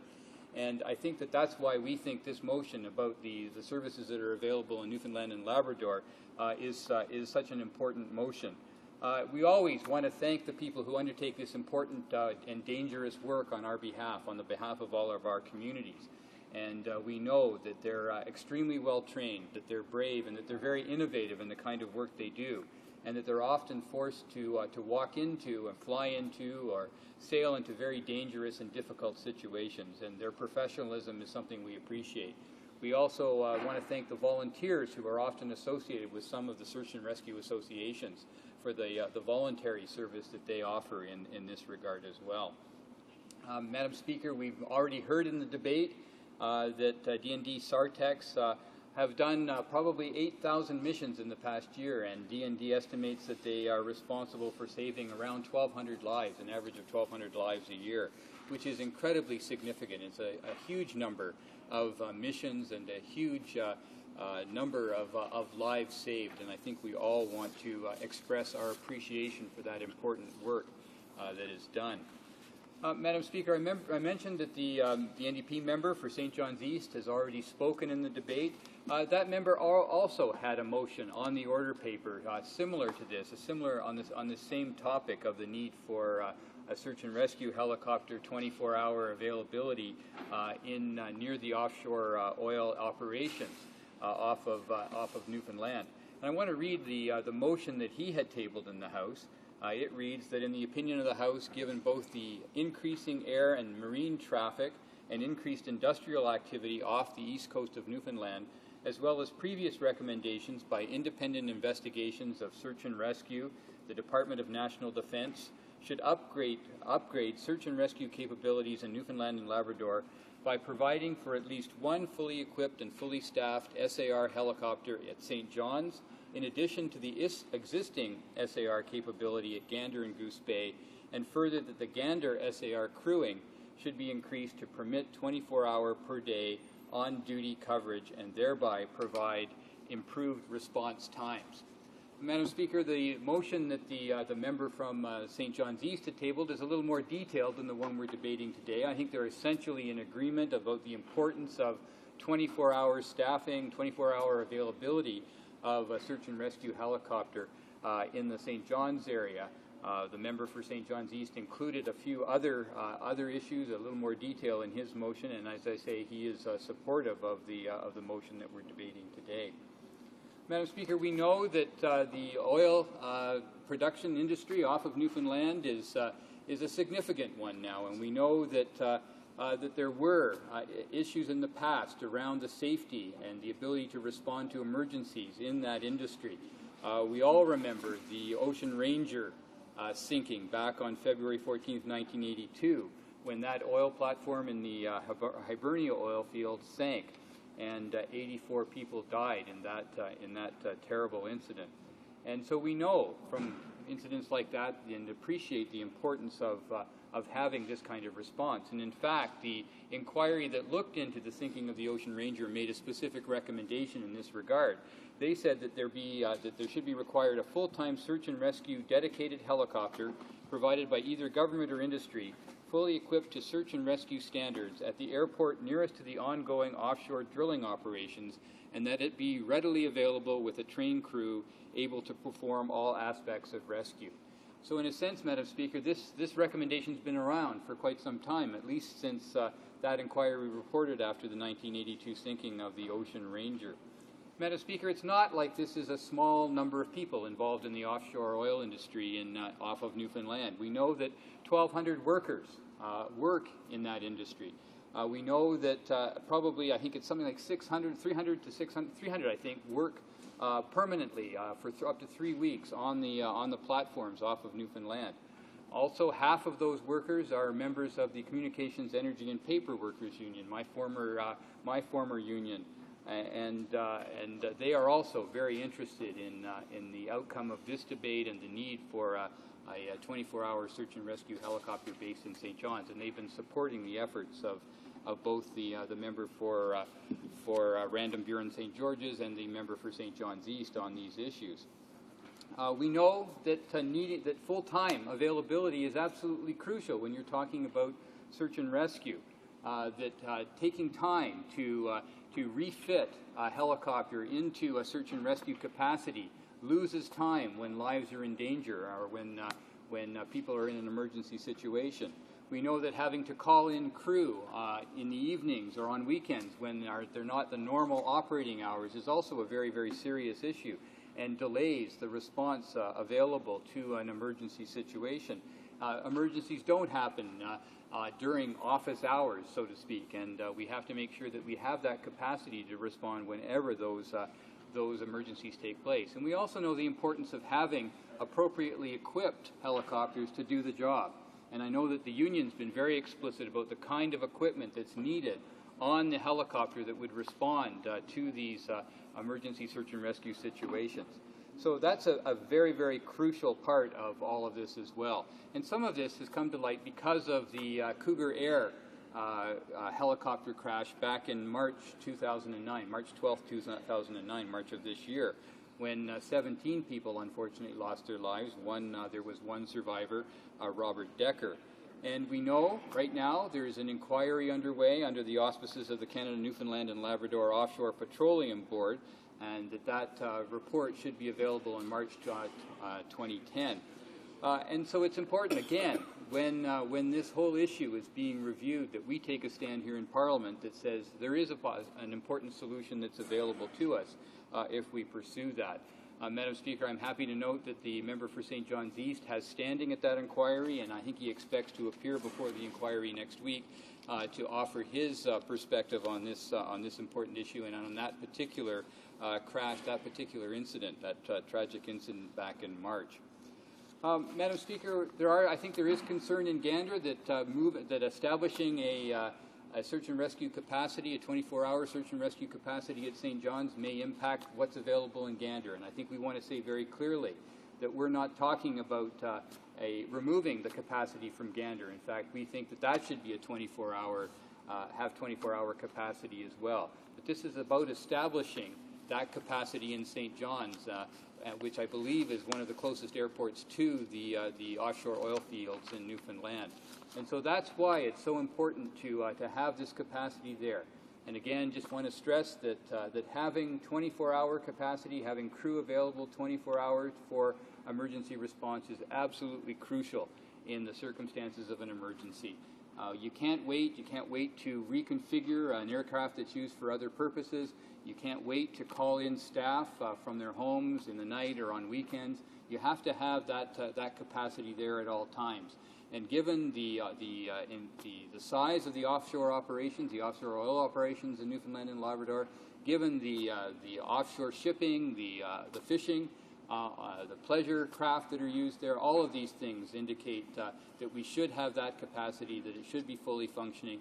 And Madam Speaker, in conclusion, that's why New Democrats and this New Democrat from the west coast of Canada supports this motion to establish that capacity in St. John's. Thank you, Madam Speaker. Resuming debate, the honourable member for Elmwood Transcona. Well, thank you, Madam Speaker, and I'm very pleased to speak today on this motion. I listened with care to the speakers the last time this motion came up for debate, and it's certainly an emotional issue in Newfoundland and other parts of the country, given the difficulties and the tragedies that have occurred over the years. And we're reminded of the Ocean Ranger disaster way back in 1982, and that disaster in which many people were killed on a rig that people said could never sink. How many times have we in history been told that a piece of technology has been developed and that it's unsinkable in terms of there have been ships, there have been balloons and it seems that when these claims are made, in fact, many times they're proven to be untrue. In many cases, I think sometimes in the case of ships, sometimes on the very first voyage.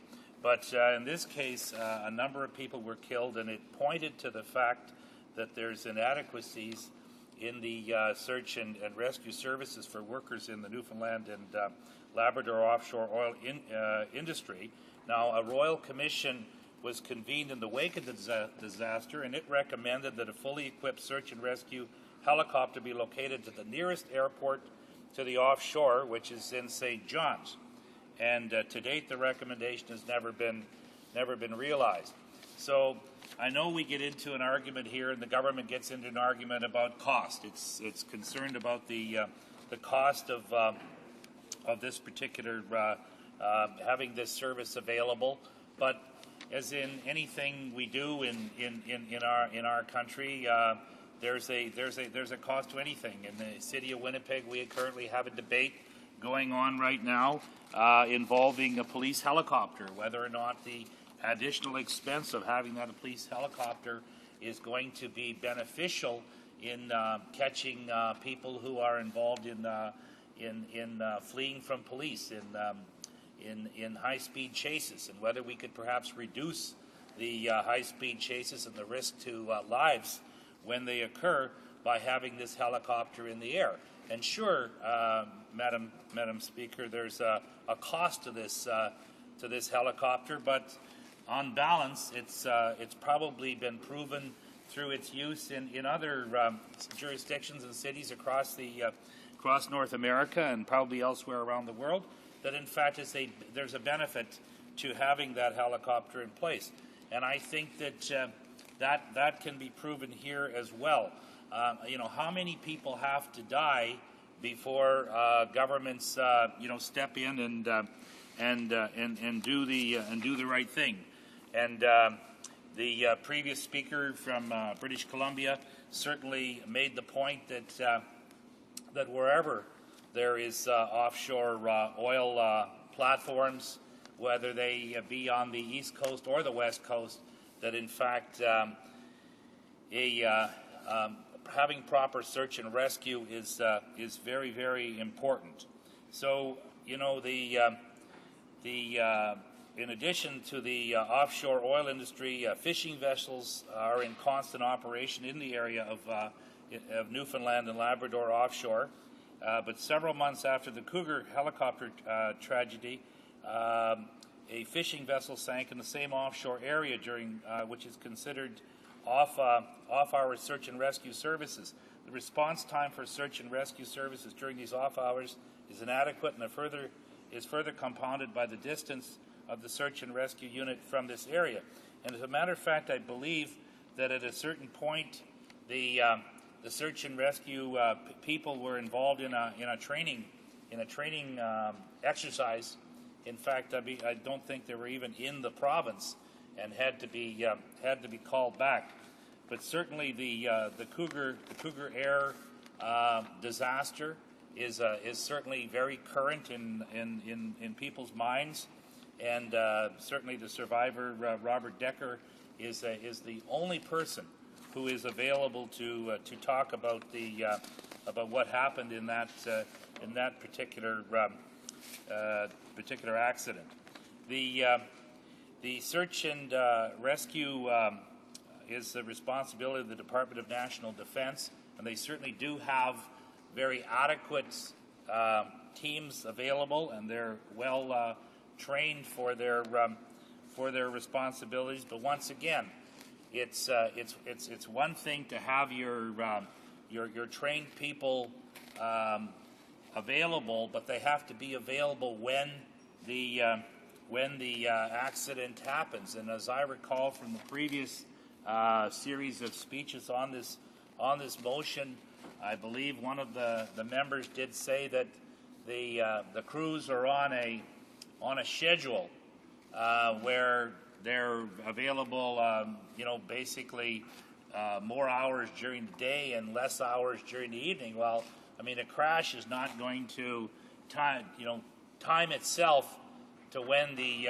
rescue crews are available or not available. A crash can occur or a disaster can occur on an oil rig, any time of the day or night. So that crew has to be available, has to be resourced, has to be ready to move at a moment's notice.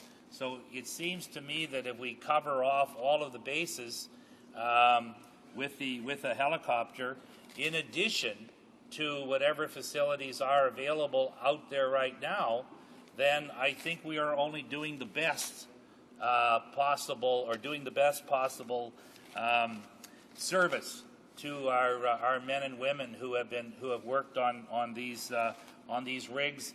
And in fact, it's not only just an issue of people who are working in the oil industry.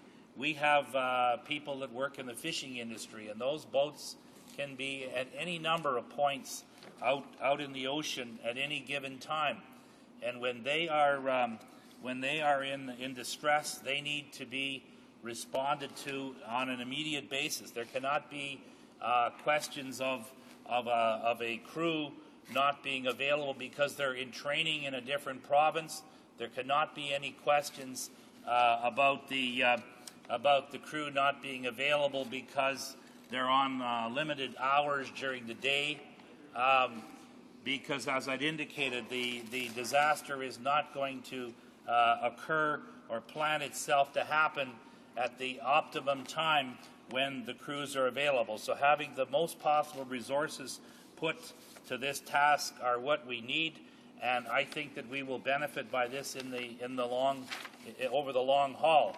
And why the government would be reluctant to support this motion, I think, is very suspect in my mind, because I don't think you can put a price on safety of workers and safety of the. In matter of fact, if you look at the airline industry, the government's only too quick to say, well, with weather in the affects air flights and so on, we have to be on guard all the time. Well, tell me, Madam Speaker, what is the difference between a group of people, passengers flying on an airplane, versus people in a fishing boat? When the weather turns bad and rescue has to be initiated, then we have to have the facilities there. And even in the air industry now, we have the government making moves to allow the airlines to lessen their requirements to keep track of their safety issues. And so the government's kind of contradictory here, because on the one hand it's talking about, well, it's very important to have safety in the air, yet they're not prepared to put out the extra money for a helicopter to be around in areas where we have potential problems with oil rigs, where we have potential problems with fishing vessels and so on, getting into a big trouble. There's got to be a consistency of approach and a consistency of action on the part of government. I don't think they can be picking and choosing their options here and saying, well, we'll support this particular part of safety, but we don't think that another issue on safety is appropriate. Anyway, I see that my time is up, Madam Speaker, and I thank you very much for the opportunity to speak to this motion. The honourable member to resume debate for Random Buren St. George's and her right of reply. Thank you, Madam Speaker, and I want to thank, on behalf of the people of Newfoundland and Labrador, I want to thank my colleagues in the NDP and the Bloc parties for supporting this motion, which is of vital importance, not just to the people of Newfoundland and Labrador, but to all throughout our country and in other parts of the world who work offshore in Newfoundland and Labrador. I also want to thank the member for Burlington for his contribution to the debate, because I couldn't agree more in terms of the importance that search and rescue provides throughout our country, and how valuable the service is and how dedicated those who work in search and rescue are. I have some issues, though, with the comments made for the member for Edmonton Centre. And it is to those comments that I want to speak this afternoon, because I think they need to be rebutted. First and foremost, he indicated that he appreciated the way that I spoke to this issue with sincerity and emotion, and he's absolutely right. I am sincere about this, and it is a very emotional issue. It is an emotional issue for the hundreds who work offshore in Newfoundland and Labrador. It's also an emotional issue for the families of those individuals, and it is an emotional issue for the businesses who are involved. So yes, it is an issue that we all feel deeply about, and I make no excuses for that. In fact, the level of fear among those who work offshore is something that we really need to take into account when we're deciding whether or not how we're going to vote on this particular motion. And I know from speaking to people offshore, people who are familiar with what happened back when 84 lives were lost, when we had a fixed platform that toppled and we saw 84 people lose their lives. I know about the fear that's being expressed today by family members of those who died in the helicopter crash just a short while ago. And I've heard the lone survivor, Mr. Robert Decker, speak about his ordeal. I've heard the father of the young lady who survived the crash but subsequently drowned, wondering whether or not if search and rescue had reached her in a timely manner, if in fact she would be alive today. But those who work in the industry refer to something called the golden hour. It is the first hour after an accident or a sinking at sea. And they say if people are not spotted or rescued in that first hour, their situation will begin to deteriorate very quickly. Now that points to the need of ensuring that we have adequate search and rescue facilities close to the oil fields, close to where accidents do occur. Madam Speaker, it's not just in the oil industry. And as my colleagues have said already today, we're talking about the fishing industry. We're talking about the tourism industry. We're talking about the trade export industry where ships are involved. The issue here is an issue that affects all of us. And for anyone to suggest, as the member for Edmonton Centre did the last time we spoke to this motion when it was introduced in the House, that resources are an issue, whether or not we can afford this because resources are limited. I find that somewhat unsettling, because when you look at how money is being spent today in this country, when you look at the amount of money that's being spent on the Canada Action Plan, for instance, the amount of money that's being spent on signage, that is a serious issue for me. When you can look at that, waste that kind of money, and then on the other hand you can say we do not have the resources to enhance the search and rescue capabilities in Newfoundland and Labrador, or I would expect anywhere else in the province for that matter, because I'd hate to think they're singling out Newfoundland and Labrador. The point here, Madam Speaker, is that the government has to rethink its position here. They have to join with the NDP, with the Bloc, and with the Liberals and support this motion.